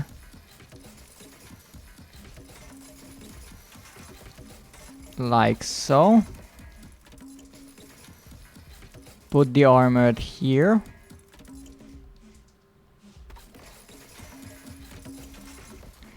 Actually, now that I think about it, there's a moth on my monitor. That wasn't a pun, that's that's reality. Apparently this light is so nice that the moths in my shop feel like that they have to go near it. Ultra realistic graphics, there you go. Now where should I put these armored barricade pieces? Let's put them here. And maybe here? Yeah, seems to be okay. We have plenty of SMG left, let's go. Now I can finally use my chainsaw, which means that I'm using my chainsaw. Oh, it feels so nice. Yes! Ha ha ha ha! Bram bram bram! Ha ha ha! Oh shit, right, I don't have health. My health is terrible.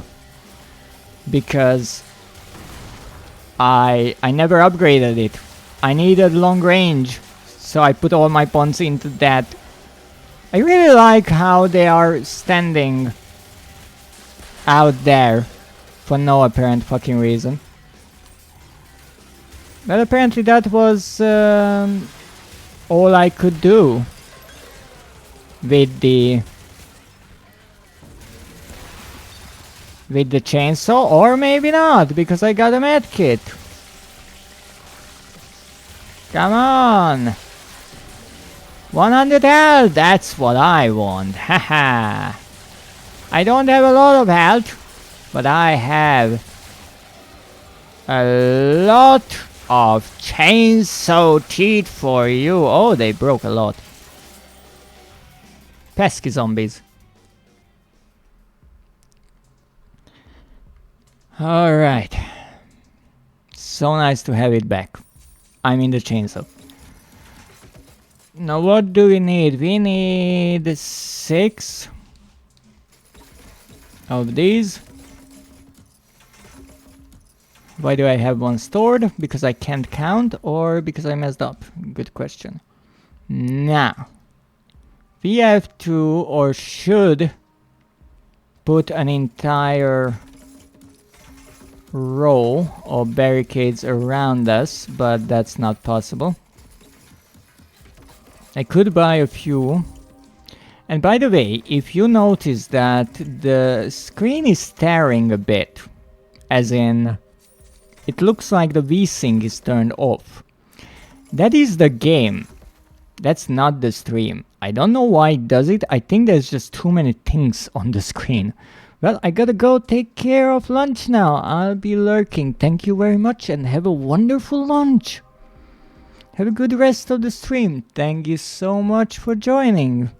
And again, thank you so much for the fun conversation. Really? I'm $75 short. Well, fuck. Thank you for the hydrate.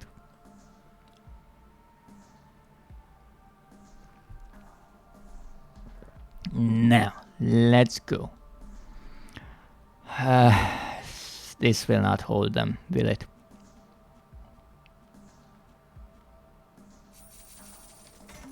Okay, put some of these in the corners. Let's hope.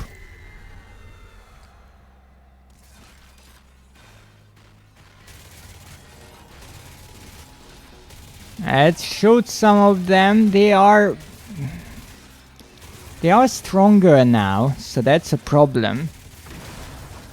Okay, that was one of them blowing up. Interestingly, they are not attacking the corners now. Why is this guy just flying through the air? Ow.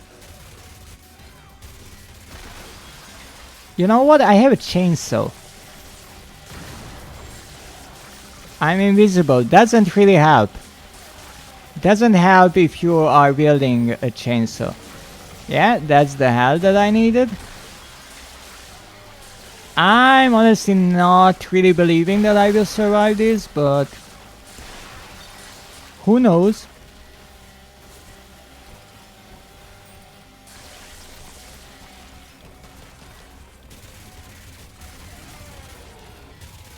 Okay. I don't even know what killed me. No. My idea about the last missing trophy is either get really far in the game or not at all.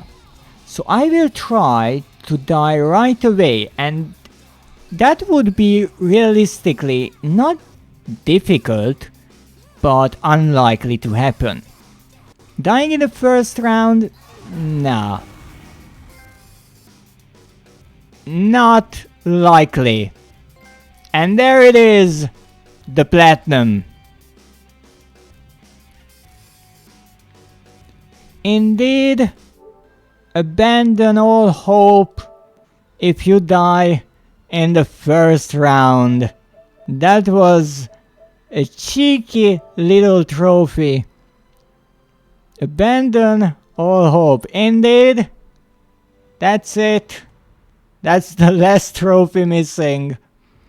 And this is something that is really interesting in trophy hunting, that sometimes a trophy is not difficult to get. It's quite the opposite. It's too easy, and that's why most people won't get it. I actually remember I was playing a game and I had pretty much all the trophies in it, and I was missing one. And it was a secret one, so I didn't want to check. And I tried and tried every kind of insane idea I could come up with, and nothing worked. And after a while I just said, okay, let's see what it is. And apparently I didn't die enough times. I was too good. And that is the beauty of a challenge, that sometimes something really easy can be really rare. Just like something really difficult can be common. There it is. Awarded all trophies. All trophies have been awarded. the Platinum Trophy for dying. It's quite funny that the last two trophies were survive 10 nights without getting hit and die in the first round. Or maybe die without having any points. I don't know what it is exactly. But that was quite something. 0 points we gathered. That was fun. That was quite an interesting trophy. And with that, even though I did not think towards the ending that I could get it, I got the Platinum Trophy of this game today. So this series stops with episode 3, and I will have to check what kind of game is on my list for next week. But for this week I already have my schedule out, and I will be playing some PC indie horror games on Wednesday. So if you have the time, please join me as I play some fun little indie horror games. And actually, one of the games that I will be playing is called Unsorted Horror. It is an anthology or collection of 5 short first-person horror games made by the creator of Buckshot Roulette. I'm quite interested in that, but if it's too short, I have a few other ones and demos in my Steam library that I want to check out, because unfortunately I was too late for the Game Fest that had plenty of demos. I do believe just last week on Steam, but I downloaded a few, and if they are still working, I will be taking a look at some of those. But for today, this has been the stream. We got 100%. And as I said, I always try to bring some philosophy, some wisdom into these gaming streams, even though there's nothing really serious about a game where you are barricading yourself around a lamppost and shooting zombies, except if you find yourself in an odd zombie apocalypse where you are defending the last lamppost. But other than that, it's not exactly a serious concept.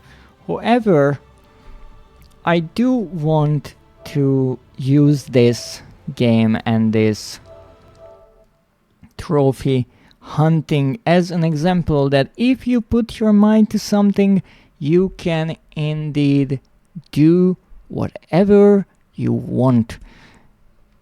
If you have a huge goal, something that is really far into the future and you would need to work a lot to get there, you can. But your best bet is to break it up into small little tasks, things that you can start working on right now. So if you want to do something, if you want to learn something, get better at some skill, or even just get some trophies in a game, then here is your chance to do it, because you can. All you have to do is just think about what you can work on right now to get closer to that goal, and with time you will get there.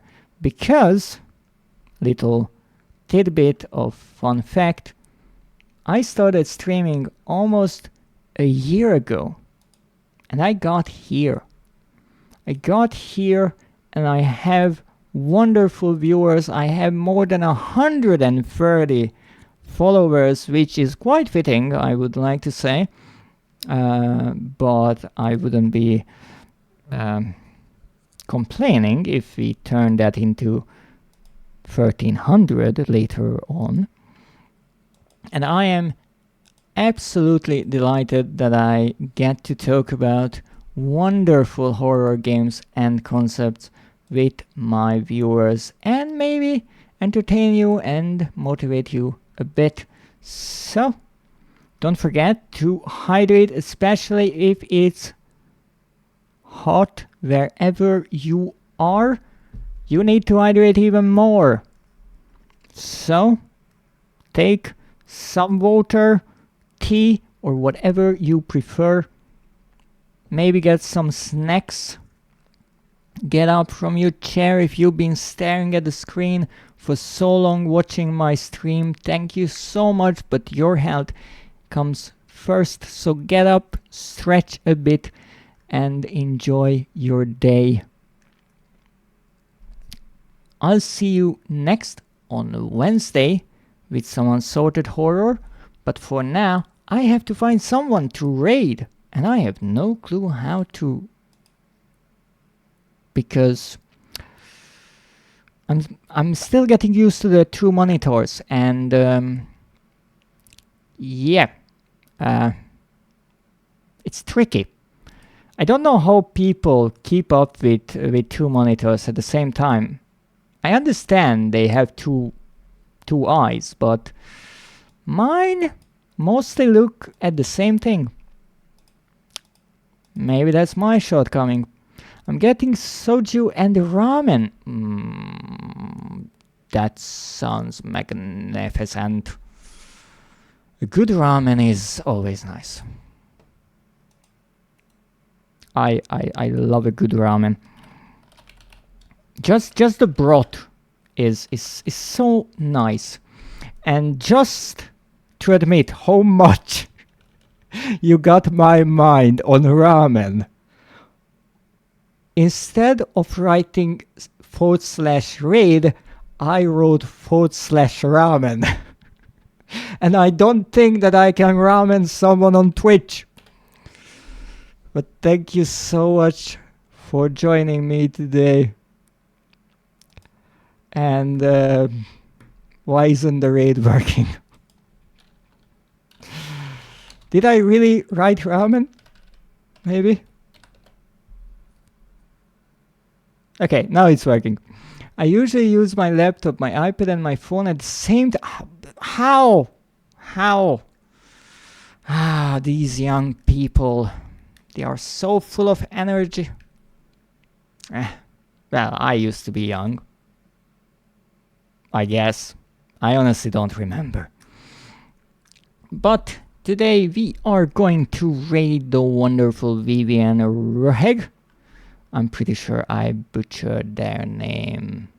But that's okay. Because you typed ramen. Yeah, that's possible. I have to add a ramen command, but I don't know what it would do. Maybe it just counts all the time I think about ramen. But enough of that. I need to consult with the rats and find something to eat. But until that, I have to send you to watch some Rocket League. Actually, Vivian was here earlier, and yep, butchered, wonderful. And